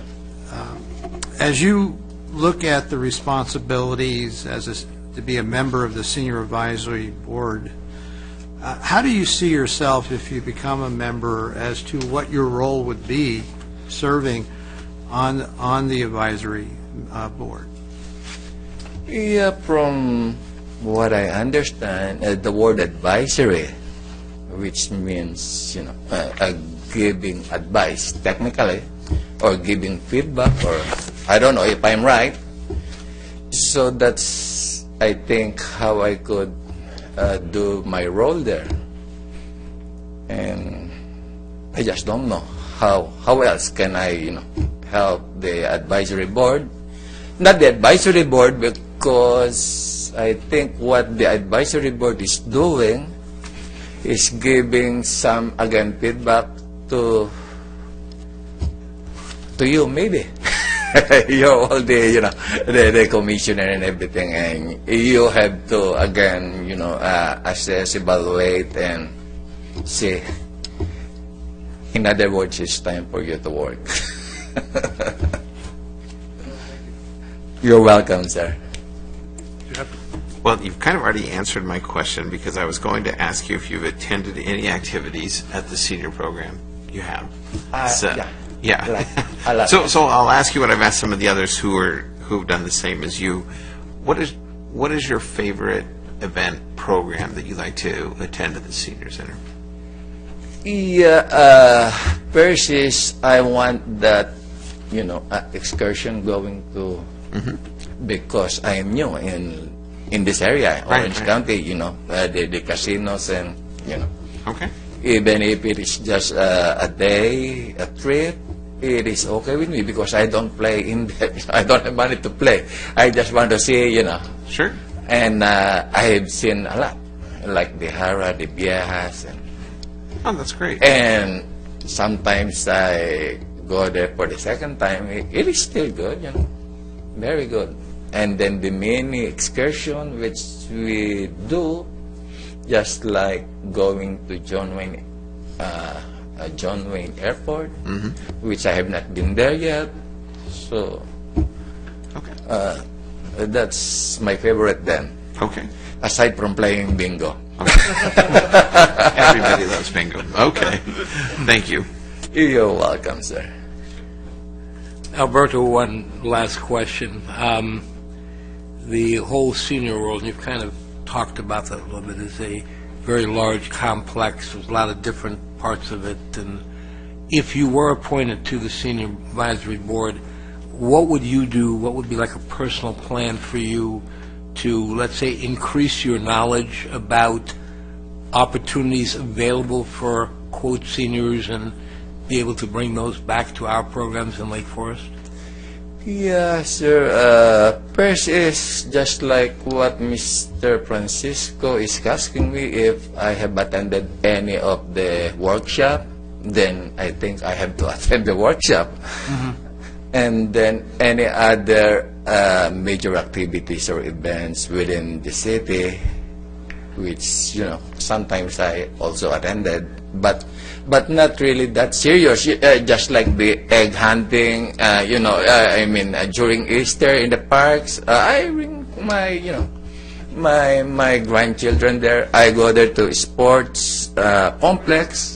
It is one big sports complex, but there was no tennis court in there. But there is a basketball court. That is, to my mind, because I used to play basketball.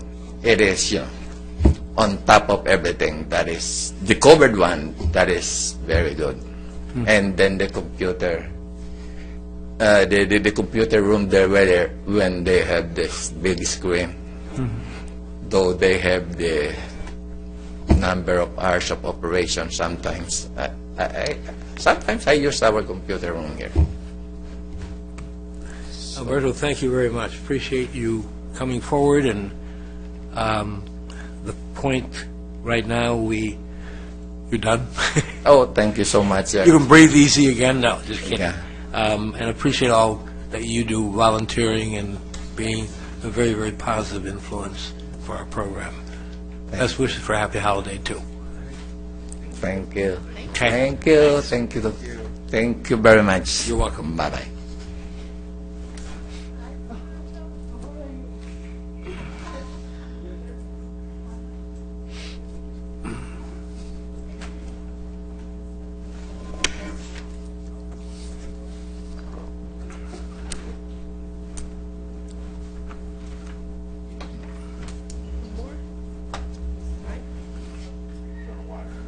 No, does he use the bathroom? Just intake, not out. Yeah. That's sitting there with our legs crossed or something. Hey, I'm good, thank you very much. All right, give me, want to spare? oh, thank you. No, just kidding. Anyone else? I'm good. Pass the tomato now. Oh. Thank you. Me tomato. Victor, get me a tomato. Please. I love tomatoes. They never make it off the vine when we grow them. I go out there and eat them. Jeff does the same thing, because we have ours in the front. I love So them. if he wants, I love them. yay! Yay! Yay!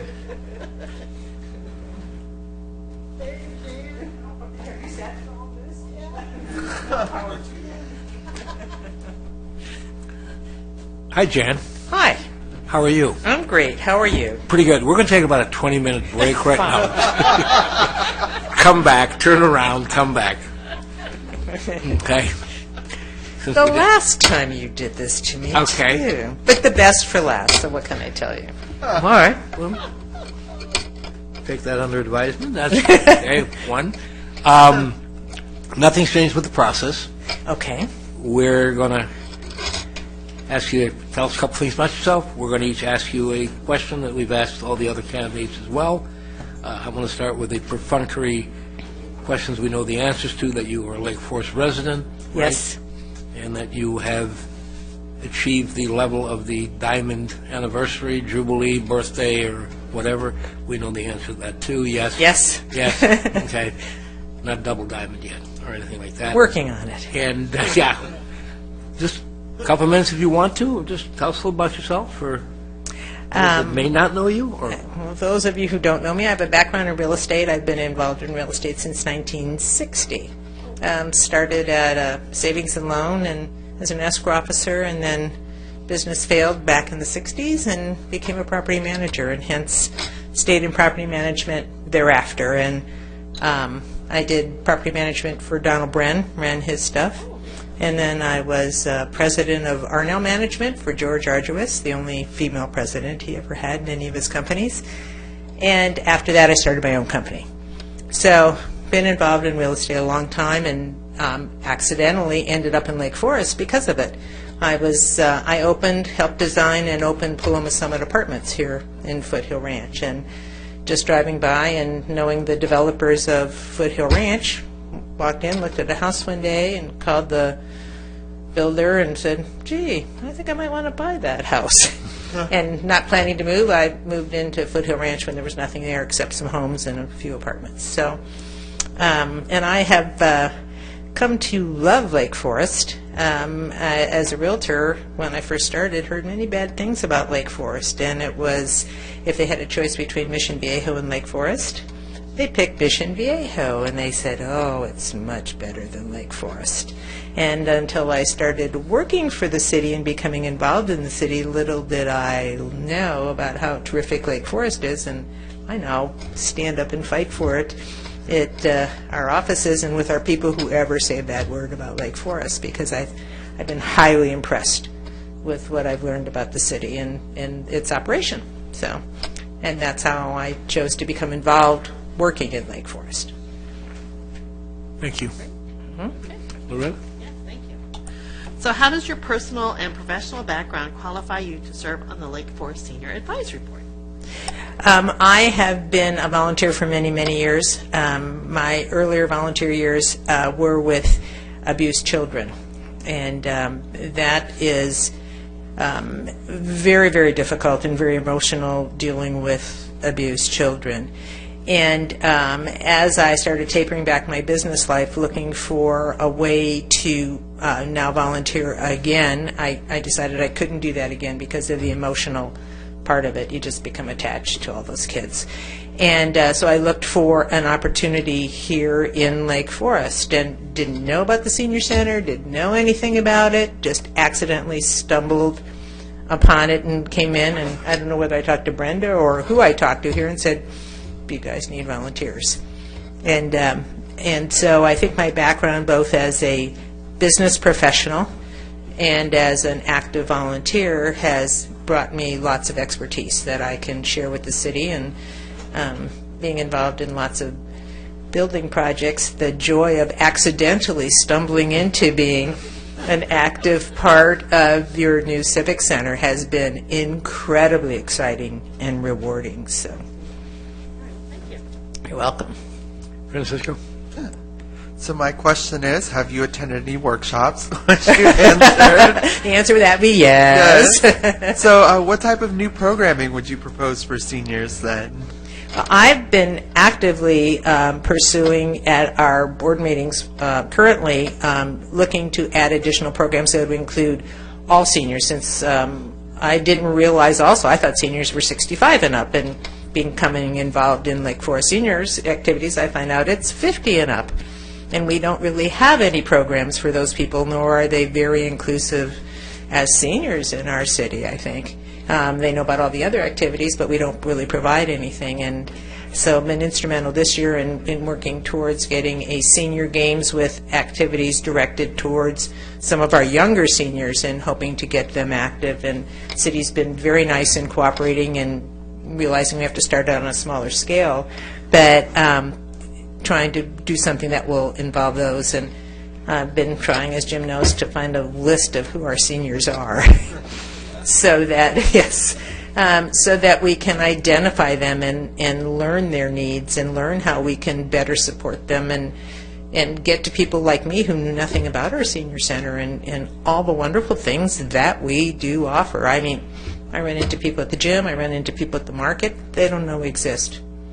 And, you know, that's certainly not from lack of trying on the city's part, but they don't read the leaflet, they throw it in with the trash, and they're not really aware. So one of my long-term proposals is making sure that our seniors know what they do. And 1 in 4 seniors in 1 in 4 people in our city in 15 years is going to be a senior by our terms of our definition. And I would hope that when that 15 years comes, we're prepared to serve their needs on so many varied levels. Thank you. You're welcome. Victor? Hi there, Victor. Hi. Good to see you. Thank you for coming. Thank you. It has been a long evening. Oh, no, I love sitting back. For you. Maybe next time we should start reverse order. I tried that. It's Scott's fault. He lied. I know the feeling well. 4 years ago, I was also in that room applying for this position, and I was one of the last to come out, and it is a long haul, isn't it? It is. But sat with some nice people while we were working. Oh, absolutely. I do have a question for you, and again, you touched on it from previous responses, but I will present the question to you. As you think about the Senior Advisory Board, how do you view, if you are participating or other thoughts about what the role of the advisory board member should be in your view? Well, you know, the Senior Advisory Board, those of us come from the private sector. So our view, my view of what it's been, especially for me for the last 2 years, is learning how to take the expertise we bring from the private sector and meld it with the public sector.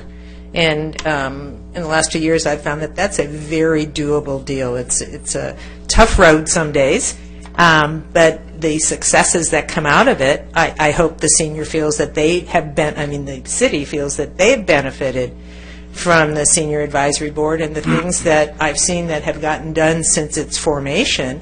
I think it's been a wonderful public-private partnership. You've had people that are on that board that are not afraid to bring up things to the city that may at first seem impossible and then become something that's doable. So I think the private sector of the Senior Advisory Board brings another way to look at some things sometimes. Very good. Thank you. You're welcome. Yep. Gotcha. Thank you for lasting this long. I think when Victor and I did it, I think he and I were the last two in the room, and Victor doesn't stop talking. So I'm teasing him. I don't think he is, Victor. My question is, I already know the answer to, have you attended any activities or programs of the senior? So we'll just say yes. So we've been through this with a few. And I'm not going to ask you what they are. It's getting late. But let me ask what I've asked a few others is, what is your favorite event? What do you like best that we do? You know, it's hard to put on a specific favorite event because I'm here every Thursday. Right. So on Thursdays, I have an opportunity to really talk to some people, to get to know some people. I mean, the history that some of these people bring in their worlds are just amazing. The history and the talents and the camaraderie that I see the people develop here, it's been a really joy to see. But then I also volunteer for the special events. And seeing the people that can't get out of their chairs still smiling and laughing and having a good time and feeling that they're a part of something so wonderful also warms my heart. So it's, those are the two that I participate in most often, and for different reasons. They're both wonderful. Great. No, thank you. You're welcome. Okay, Jan, last, again, a question that I think I know some of the answers to from you, but again, if reappointed, I know you've had a personal, call it, plan to familiarize yourself with what the senior world is all about. It's very evident in listening to you and talking with you. Can you share a little bit of that with us? What do you do, or what do you plan to continue doing to keep up with the times as the senior world gets bigger, more complex? Well, since I've been involved with the Senior Center, I'm much more aware of things that I might see on the internet, or things that I read in the paper that cause me to explore something further. And that's where there was just recently an article about, I think, I can't remember exactly how many cities, but something like 36 cities in the country now that are designated senior-friendly cities and I'm curious about exploring that a little further now. It's a 5-year process. I mean, it's not something that's easy, and it's not, but I don't even know if that's something, that makes any sense to do. But fortunately, I've been able to go to some seminars where you hear things that you just aren't aware are out there for seniors. And I'm an active senior, and I want to see Lake Forest become a city that really promotes activity for the seniors, both mental and physical. I mean, it could be either way, or just the joy of getting together as a group and feeling that they're alive and have tomorrow to look forward to. And I think that's really, really important. And I think Lake Forest could be a model city in Orange County area about, the seniors. I would want the seniors to say, I want to live in Lake Forest because I want to live where they understand what I need. So. Well said. Well said. Thank you. You're welcome. Happy holidays, too. I'm staying. You don't think I stayed this long not to hear the answer. The coffee and cookies are on the other side, right? Yeah. Okay. Oh, this is going to be really hard. All right. Curb it. What do we need to do? So do you want to tell us the rules? Yeah, they're going to come with a ballot, okay? You're going to mark 3 candidates, and then the ballot will be collected, and the firm of Ernst & Young, Price Waterhouse, if they still exist, and Blethyn and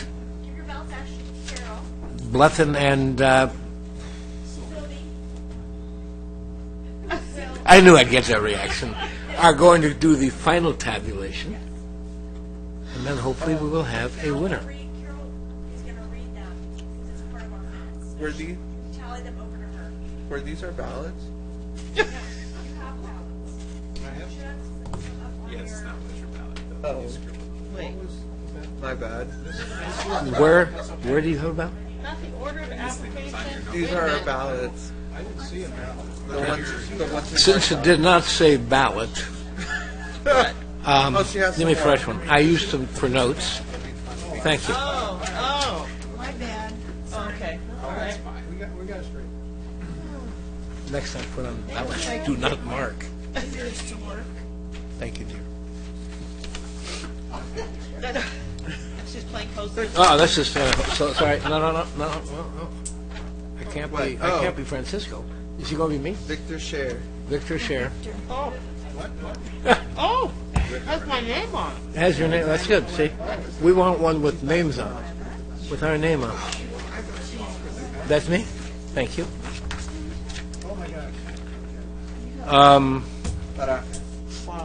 Somebody marked mine already.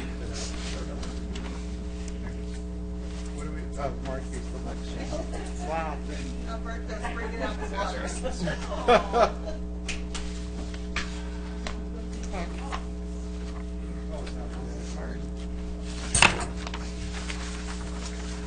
Okay, when you're done, if you could fold them in half and collect them and take them to the clerk. Call when you're done. Okay. So You're done here. Fold it in half.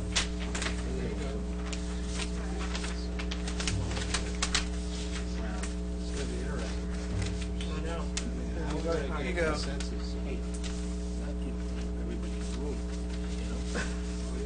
Yeah.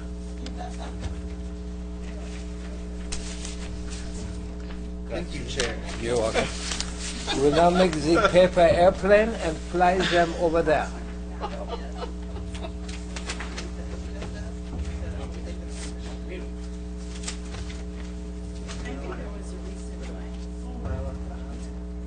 Go for the tomato.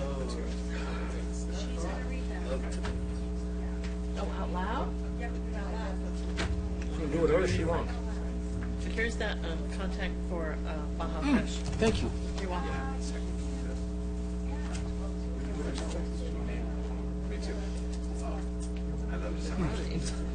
Thank you much.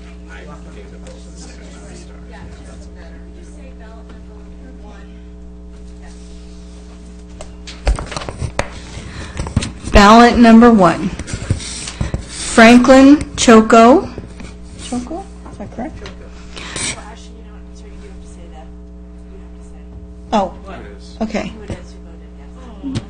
Sorry. Okay. Jim Rosenberg, Franklin Choco, Sandy Stang, and Janet Wiviat. Okay. Commissioner Scher, Kenton Betcher, Tina Mueller, and Janet Wiviat.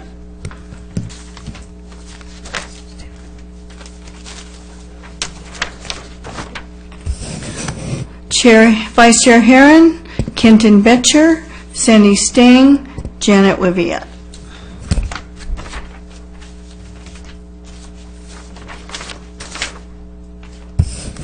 Commissioner Barajas, Alphonse Bullinger, Sandy Stang, and Janet Wiviat.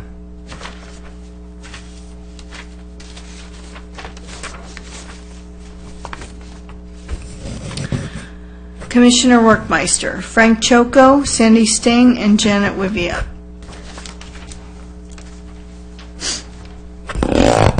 Oops.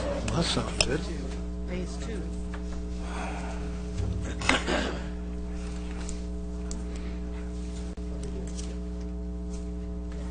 Mm-hmm.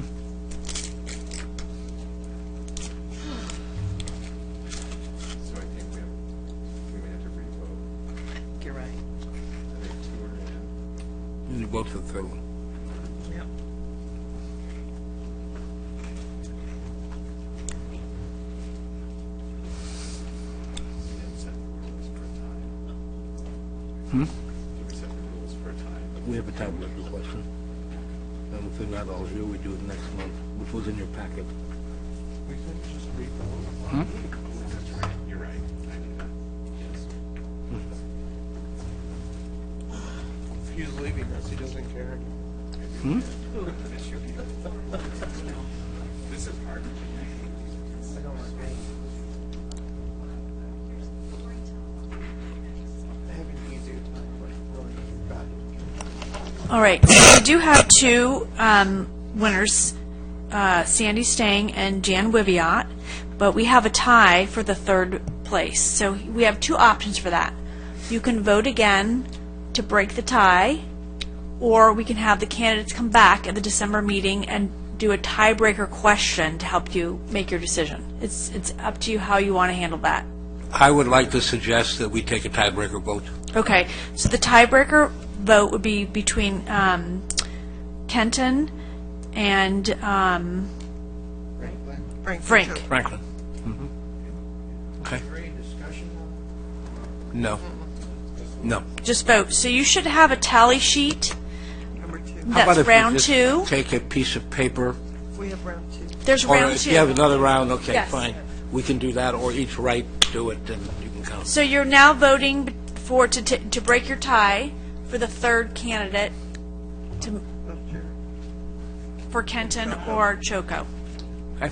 Okay? Yeah, only for those, you can only between those 2. All right? Vote for one.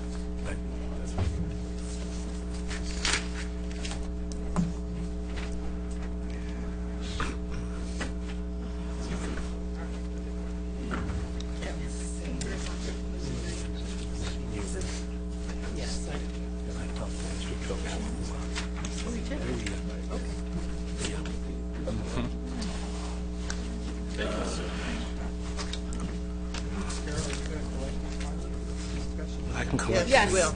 Carol will collect them.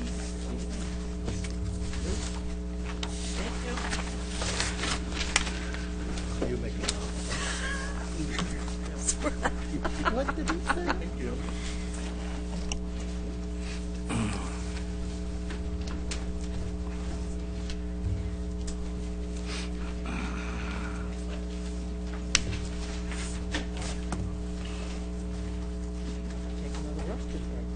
Oh, you got the Barbics.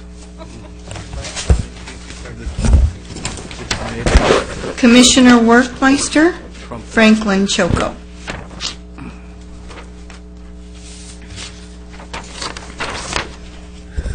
Commissioner Barajas, Franklin Choco.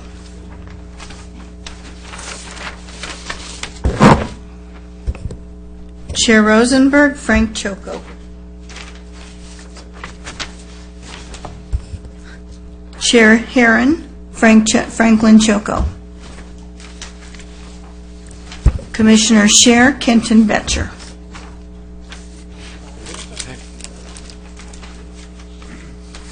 All right, so our third advisory board member moving forward will be Frank Choco.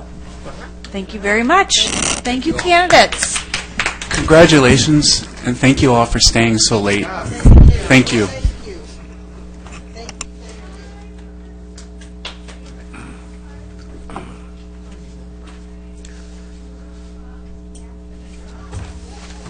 Well, that was a lot. All right. What do we have to know? Somewhere in this, there's an agenda. Recreation report. Night. No hug for him, or oh. Shoot. Thank you. Thank you, Alberto. Bye. Okay, our recreation report. I recommend receive and file unless you have some questions on the report this evening. I think that is a very wise suggestion, Madam Recreation Manager.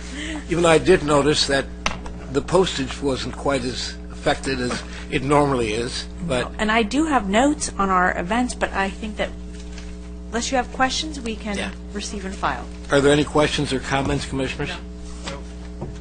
I motion to receive and file. No, No, we don't need to not do done that. yet. Just get rid of it. You're not done yet. Get rid of all of it. Get it out. Last person who said that to me did get out, so, because I owned the property, that's why. A couple of real quick questions here. We, if I recall, used to get, maybe I should look at one of the older ones, how long ago it was, the numbers for Kids Factory from the campuses, Oh, is that not included? unless Oh, on page 10, you're kidding, my eyes. on the very last page, on the back side. Ah, There you go. There it is. thank you. Uh-huh. But I somehow got the emeritus classes. Didn't get, okay, my bad. Would it be possible to, in this, to include the special needs events? Yes, we have in the past when we've had the events themselves.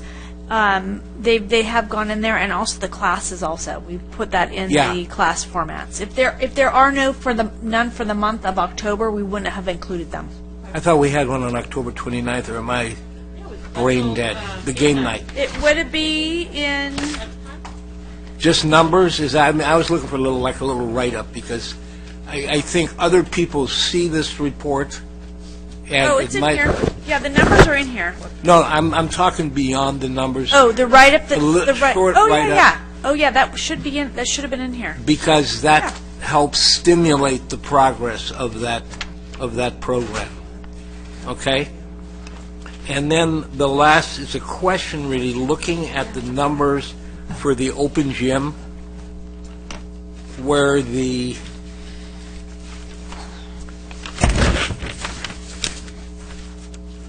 total numbers are very, very much down, obviously because of the tremendous decrease in non-resident use, Right. and maybe something we can look at when that time comes to look at the fee schedule where we decided to inflict cruel and unusual punishment, to use a phrase. I think it's a good topic to bring up, and I'm giving Jim consensus to add this as an agenda item because I read it differently. I read it that the residents it's a higher activity with the residents than what we've seen in the past. But it's not, if you look at the numbers. Well, that's what I'm asking for. Yeah. Is The can we numbers, see a if you look comparison at the of past. prior to the fees, and again, we have to make it proportionate, but I think it's a fair question. I think the whole point of the fees was to get the allow the residents to have more access, because I was hearing that people weren't getting on because the courts were full. But yeah, let's agree. agendize If it. the residents had gone up, it wouldn't even be a question. Right. But they're staying the same. So if we could, maybe if we can add that as an agenda item, perhaps. Look at the last. I'll add that for a future meeting, absolutely. When did the fees go in effect? What? Let's see, August. So it hasn't really been that long. No, Went maybe through if it's summer. after a 6-month period. Sure. If we could look at those 6 months, August to February, Okay. and then we can compare that to 6 months before August, which would be February to August of 2016.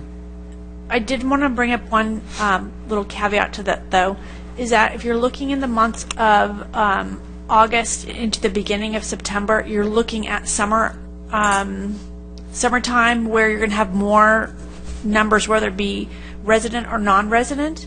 Once Could we do Let's take the non-summer months then. Would that be? Why don't we just do September of 2015 to September of 2016 yeah, comparison? that actually then you'd have a comparison that would show back in school numbers versus summer which is numbers. fine. Does that make sense? Yeah. It doesn't have to include the summer. It's just a life period. Yeah, no, I would go before equal months fees and and the after years. fees. Okay. Thank you. Yeah, would like to. I think it's interesting. I don't know the answer. To see that. Okay. Director's report. I do have a couple things to report. Great. I have about a 30-minute slide presentation. No, I actually do have some good items to report on. At the last meeting, I think I reported that Village Pond Park, at the time, we had just posted the bids and specifications for bidding. And we have since then, we had the job walk. There were about 19 contractors that showed up to do the job walk, which is very encouraging. That bid package closes they're all due on the 29th of November. And after that, we have an internal selection process that takes about a month. And right now, we're hoping to award, if we're lucky and things go as smoothly, hoping to award a contract at the last meeting of December. That's the schedule. That could get stretched into January. It all depends on a little of the selection process and then the contract negotiation. We also have some new web pages. There's one for Village Pond Park.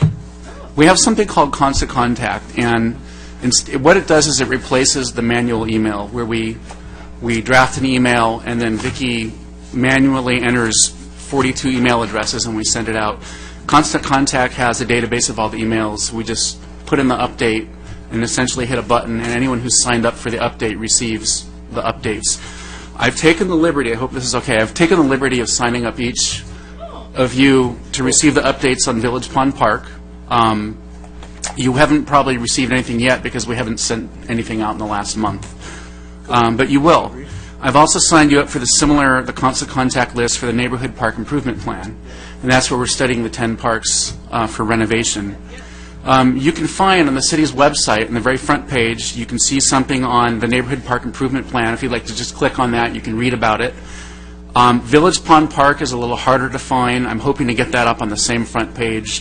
Village Pond Park, there's a section on the website, if you go to I see the upcoming projects or current projects. One of them is Village Pond Park. And we have a brief narrative on the nature of the project. We have some answers to frequently asked questions there, and just a little timeline so that people can kind of keep up with what's going on with the project. The third item that is not something for which we would send out Constant Contact type of updates or reminders, but you can find on the webpage, we're doing a dog park survey, and it's for Portola Park, And really what we're trying to ascertain are a couple things. One is people's preference for synthetic turf or for natural turf. And we have a couple more questions just asking folks about their use of the dog park. For example, is it something that they would anticipate visiting late at night? Is it something that they would go to early in the morning? This would give us some clues in the design as to the level of lighting that we have to have in the park and things like that. It's a nice survey. It's brief. I think it's about 8 or 9 questions, and it's really just to check the box, and I think you can add a comment if you'd like to do that. Excellent. Well, we do appreciate that. And that was my update. So to recap real quick, we have, I think all 3 of those are up on the internet. We have the page for Village Pond Park, Neighborhood Park Improvement Plan, and the Dog Park Survey. And then I signed each of you up to receive updates for Village Pond Park and for the Neighborhood Improvement Plan. And I'm scheduled to give a more detailed update on the Neighborhood Improvement Plan in December. If you log on now, though, you can see the dates and the locations for the meetings that we'll be having. So we have that schedule out. Laura and Vicki are working on a lot of publicity and marketing around that through the internet, through the newspapers, through banners, through flyers, and also through constant contact. So we're really obviously trying to get the word out on that. And that is my update. Thank you. Appreciate it. Okay, coming to our comments, we'll start with Commissioner Scher. I had distributed before the commission meeting a flyer, and you're welcome to participate December 3rd for Victorian Christmas. The format's going to change in next year, where we're going to combine Victorian Christmas and Candlelight as one event instead of separate events. Okay. But this year coming up, I think all of you have had the chance to bring your families and have a good time. So I'm expecting that will be the case this year as well. And plus, I'll be the master of ceremonies, so I like to have a nice crowd there, so you can cheer me on. Yeah, I like that sort of thing. It's kind of fun. A lot of activities, as you all know, with Taste of Lake Forest, and that was very exciting. I think the first session we got a little rain, or the little sprinkle here and there, but it was exciting to get the experience of a number of different restaurant tastings. It was well done. I know how much work goes into setting those things up. A lot of the work the public doesn't see behind the scenes, but I rest assured I know how many hours go into that sort of thing, without a doubt. So the planning has been completed successfully for the 25th anniversary on the committee side, and I think we can look back and be proud of the accomplishments that were done. It was a job well done, and I think everyone's fairly going to be exhausted this year. Going into next year, is so much on everybody's plate. Although I like to push the outer edge as much as I can, you have to realize there's a limited number of resources available. So you do what you can do. It's a great job in doing what you're doing, without a doubt. So as we get into the Christmas season, this is a busy time for everybody personally and professionally. And it's kind of exciting with now the election year is behind us, and I think the results, have they been finalized now locally? They're not going to be finalized until December 16th. December, the final count. So Francisco, don't give up hope, you never know. Those 3,000 ballots. Is it? Oh well, that doesn't look too promising. I want to circle back to an announcement that we're going to recognize one of our Olympic athletes after the first of the year. Is that correct? That's correct, yeah. I think it's just been on tour. Yeah, the Kellogg tour. Right. That's what I understand. Is that recognition going to be done at a council meeting or a commission meeting? Be a commission meeting. Commission meeting. Okay, very well. I think that's really exciting to see that happen as a local resident. Other than that, that's all the comments I have at the present time. Thank you. Great, thank you. Jeff? I will try to keep it brief.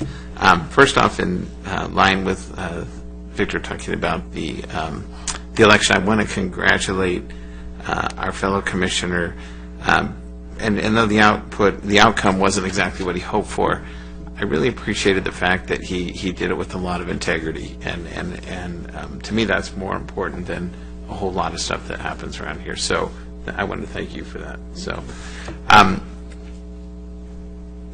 was telling my kids I hate tonight because we do the senior advisory board election, because we saw 9 spectacular people that I would love to have them all on the board.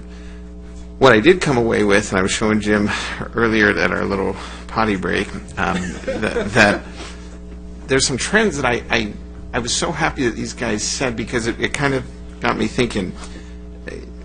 Almost, and I did little tick marks, but almost all of them talked about transportation.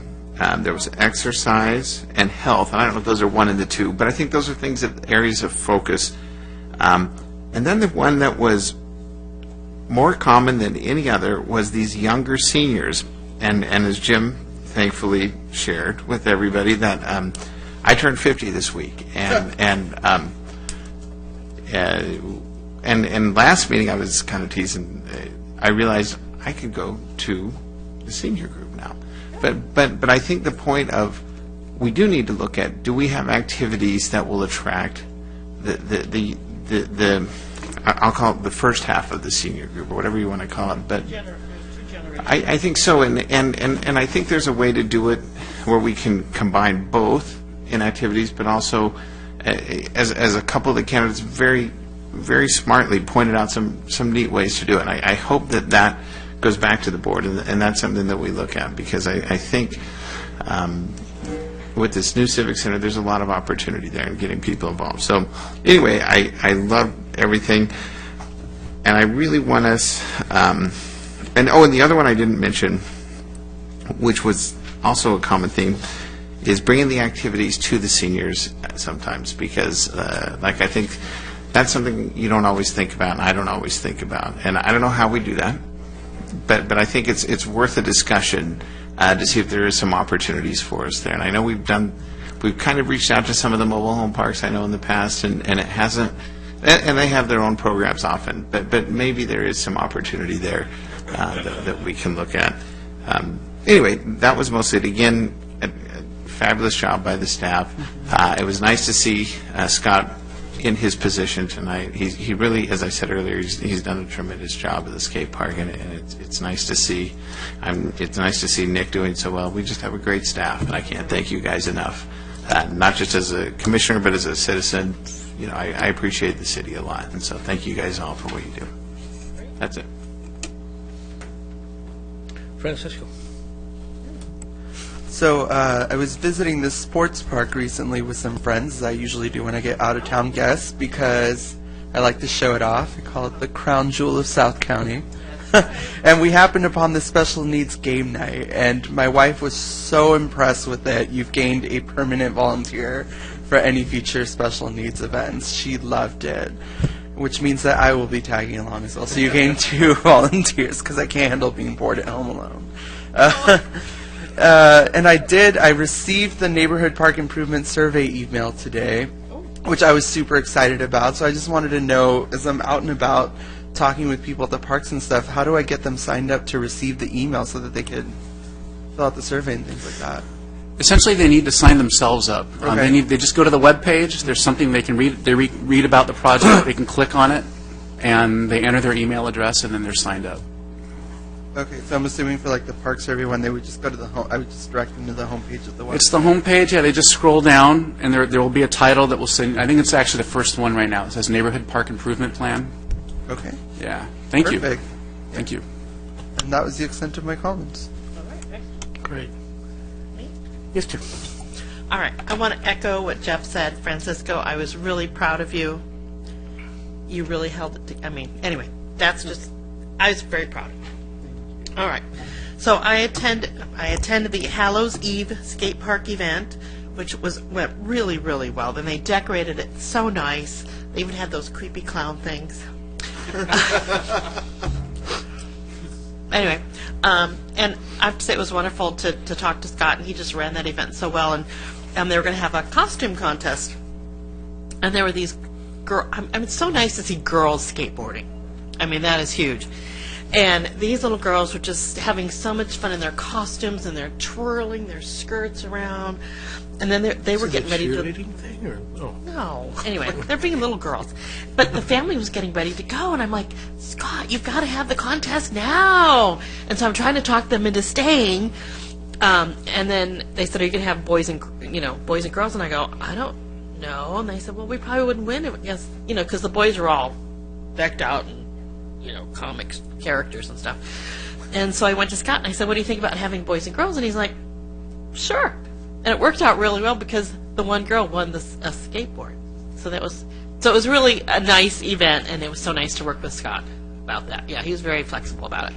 They had the most amount of girls in that contest that they've had. Yeah. From the time that contest has been going on. So that's awesome. Yeah. And I talked to that family. They come from like an hour away. Yeah, they really do. They really love our skate park. Okay, so got that one. Okay, Lake Forest Taste, excellent. Had a fun time. Special needs game night, same thing. Thank goodness the Marines. I think everybody loved the basketball. I really do. It was awesome. And then I really enjoyed doing our Lake Forest, our park tour. It was very helpful. I'm sorry I didn't bring my little, whatever that was called, book club.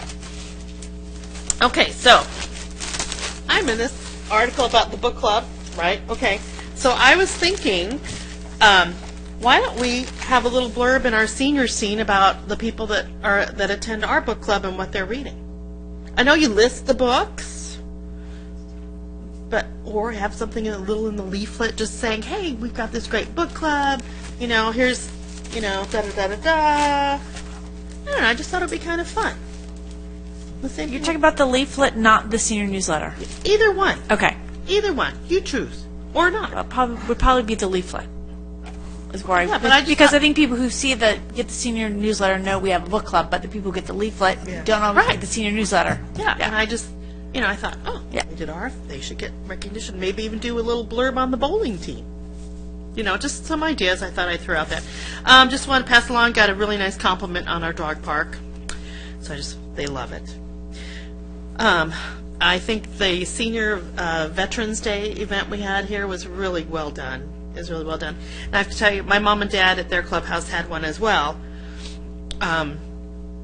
They put together a little choir that sang all patriotic songs. And so that was kind of fun. I mean, something different. And then they had a survivor from Pearl Harbor speak. He's like 98, I think. Yeah. So it was really well done. Anyway, just wanted to pass that fellow ideas.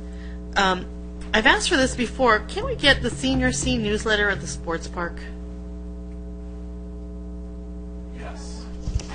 In fact, we take them over there. Oh, do you? Yes, they always we do. Gone. And they're obviously gone. So what we'll do at our staff meeting to just check with staff and let us know when it's running low, and we'll be more than happy to take more over there. Yeah, because I go and I go, they didn't do that. Okay, thank you for that. Okay, that's good. The Thanksgiving senior lunch today was phenomenal, and of course, Jim did find the pumpkin seed and the whipped cream.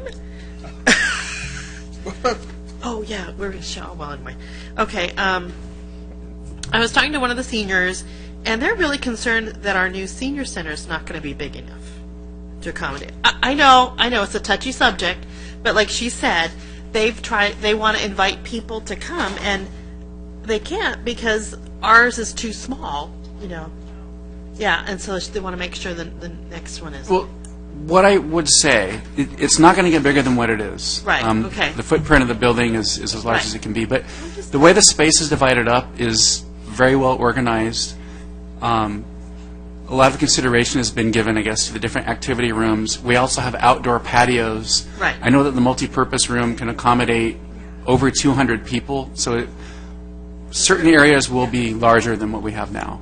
And we also have the option to use the Civic Center area during the day if we wanted to as well. So it'll be more seating than we have now. Lots more seating. Okay. Again, when we have the, multi-purpose room, if you will, right, and there's want to say 200 plus, but then when it goes into the outdoor area that will flow in and will be wide open, that's another additional 90. So let's say we'll just All right. round up and make it 300.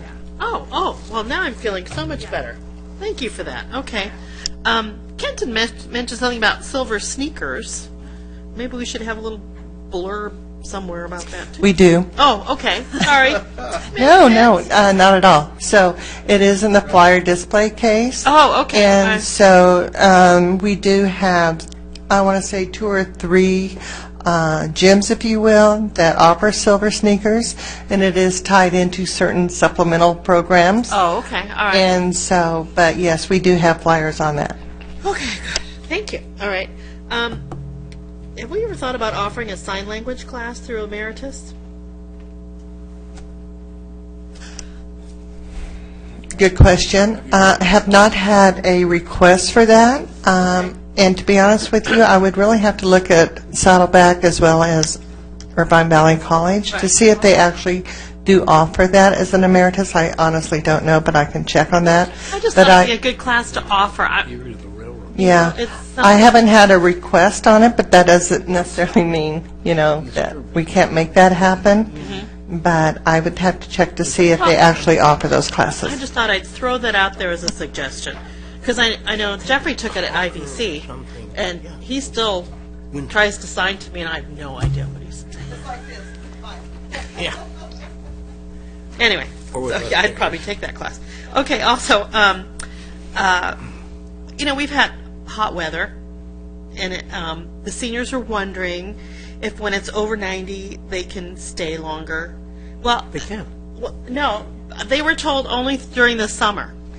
That is incorrect. That is incorrect. Yes. Okay. That all right. we, because obviously it's more so during the summer months that we yes. reach 90 plus. But anytime we reach 90, that we do keep the doors open until 4. Okay. And it's interesting, there's many that I'll just go home. But we do offer that. Okay, I wasn't sure. Someone asked, so I thought Santa calling. Have we got that all squared away? What? What's that? Well, okay, I didn't get a thing. I mean, I know I volunteered for Thursday. I think you were on the email. I think I'll forward the email Yeah. to you. I didn't get the email because it was, Okay. Do we have enough volunteers? Yeah. Yes. All right.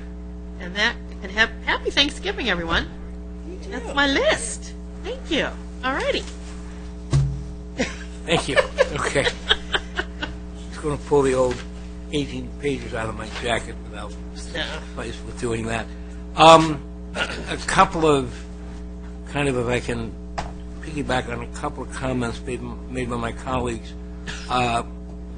Interesting about the girls skateboard thing, and Yeah. 50 years from now it'll go down in American history that the undoing of our society was Title IX, for those of you who know what Title IX is, right? And, but on a semi-serious note for a moment, Jeff, I think you raised a really good point, a couple points with what we took in tonight with the list of candidates. Some of the different areas that they kind of expressed a need for, or feeling there was a need for. I think the one thing to be able to address it, especially with our senior center coming, is we as a organization, as a city entity, as a business, whatever you want to call it, I think we really need to start thinking outside of the box a little bit, as opposed to what is typically a little bit more parochial as to what goes on with a certain either age group or demographic or whatever, especially in view of the fact that the seniors, and to use Loretta's term, are 2 generations or multi-generational, and to appeal to them, and especially those that have more years in the senior program, so to speak, than the traditional senior, we're going to have to look at some things that are probably new frontiers. And I think we need to start the senior center, let's say it's 2 years ago, two years away, I think this is the time to already start building the business case for it, as opposed to, okay, now we have it, and we want to do this much for it, and as Jan very well said in her comments, there's a difference between the public sector and the private sector in how things get done, and suddenly we're 2 years into the senior center being there, and then, well, it's going okay, and now why do we want to change it? But I think that change needs to be proposed beforehand, and a lot of effort and education and persuasion to include those, who on staff and on the council will make the final decision on that, they're well prepared to do that. And it's not the case, I think, in Lake Forest that we're going to really, to any extent, be hampered by funding. Not that we should go out and ask for $100 million. Be nice. Maybe ask for 40 and start with 100. But I don't think we can afford to wait until when it's, in a sense, almost too late, or you're picking, you're trying to make up for time you've lost from before. Going right along with that, and I made the comment, I think, at the senior board meeting last week, and I had proposed it the month before, that the seniors have an opportunity to, quote, rename the senior center. And at the board meeting, I think I changed that comment. I'd like to change it again in front of this group, and that it be open to the entire city, that the city get a chance to call it what the judges would feel, whoever's to judge it, that it should be called. And in the rules for that should be, it cannot include the word senior. Because I think, no, I'm serious, you heard it from just about everybody, that this concept of being a senior has a connotation of you're old, you're over the hill, you come and play bingo, and that goes right with it. And I remember the first time I went to the Oasis, where the director of it for many years is somebody that I've known her husband actually better than her, and I made the comment to her about bingo, and she looked me right in the eyes. She said, "Jim, we don't play bingo here." Oh, okay. They don't have anything. But again, those are things to talk about. But I think we need to get really, really ahead of the curve on that. I think the other interesting thing about tonight, I want to say, in a way, it was a hard choice. It was very hard.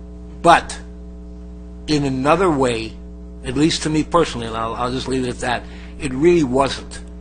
And the reason being, and that's why Brenda, and thank you for letting me ask that question I really wanted to ask at the end there, because I think, again, what has helped from what I've observed of the Senior Advisory Board and what they've been able to do and bring forward, the impetus is from the people who have developed some kind of a network or a plan that they're familiar with much more than just what we have or a neighboring city, because they have friends that live close by or whatever. And I think that's absolutely critical to get a functioning entity that can really give good advice to what's good for their component of society, as opposed to, well, their plan would be, to paraphrase one of them, where he said, I just find out what other people wanted and I champion that. Well, you're taking the present audience and you're not exploring anything, outside that. Plagiarism is the sincerest form of flattery, and I firmly believe in that. Also makes the job easier in a lot of ways. If something has been proven successful, why reinvent the wheel? So, but again, the nice part was we had 9 candidates. They were all passionate about what they wanted to do and to be part of something. And I think that just speaks well for the entire senior part of what Lake Forest does. Better than the 2 we had, because nobody seemed interested. And I think the center sparked it and a lot of other things. But, much more to come. And I'm just going to make a couple more quick comments to limit the things I went to, and that with just, and that's more of an area really for economic development. Taste of Lake Forest, I thought, was really well done. and the little bit of rain was, come on. I mean, somebody might have even taken out an umbrella or something for 5 minutes, but it wasn't. But I think what economic development needs to do with those that participate in it is put out some rules that if you run out of food by 2:30, don't come back next year. And there were 3 entities that did. One of them was right up the street. At 2:30, they closed their, well, I mean, they were there, but nothing left and things like that. And one of the jokes from some people going around was, well, that's not going to happen with Pepinos because his position was probably the closest to his restaurant of any of them that were in there. Huh? No, it started at noon.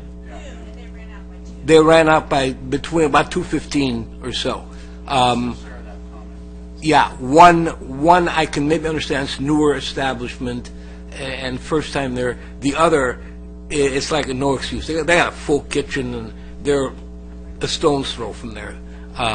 But again, event well done, well orchestrated, well attended, and hopefully it can keep growing with some of the new people that come into town. And it was very, very well done.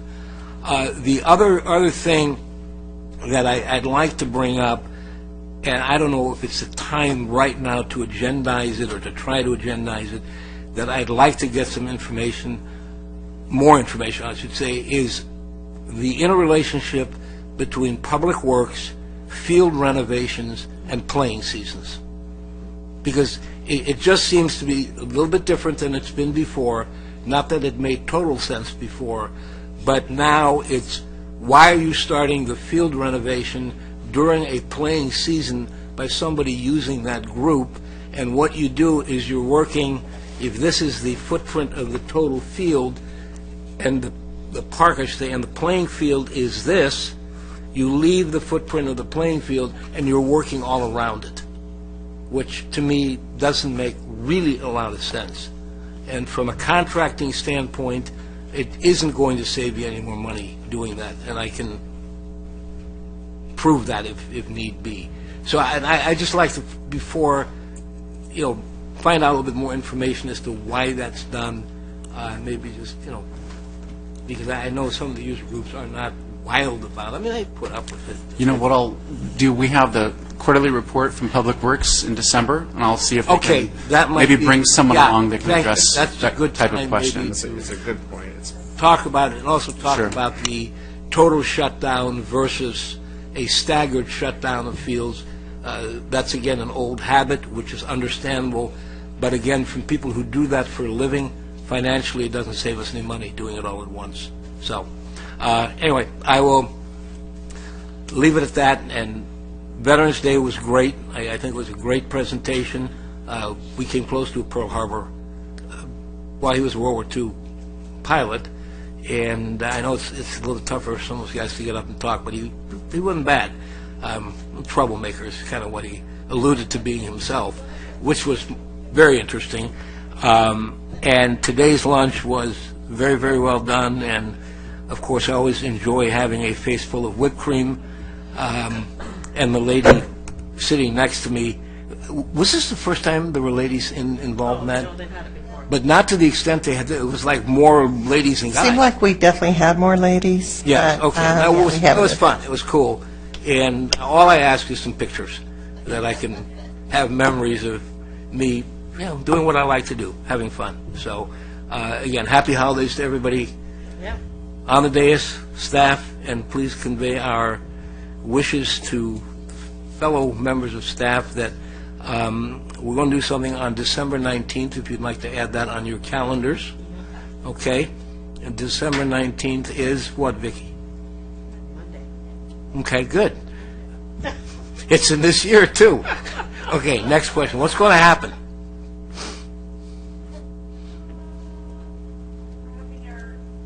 Our lunch appreciation. Yes, we will have, yes, of course, you have a spy from the planning group of that in your midst. Yeah, we're going to have, where the commission, this will be our 4th annual staff appreciation lunch. Well, okay, Brenda, in case you didn't know about it, she didn't tell you, then be surprised, all right? Sometimes I'm the last to know. So we look forward to doing that. We'll get the official email out to the staff probably over the weekend and make sure we have everybody included. And we look forward to saying thank you to you guys and happy holidays that way. Without further ado, we stand adjourned.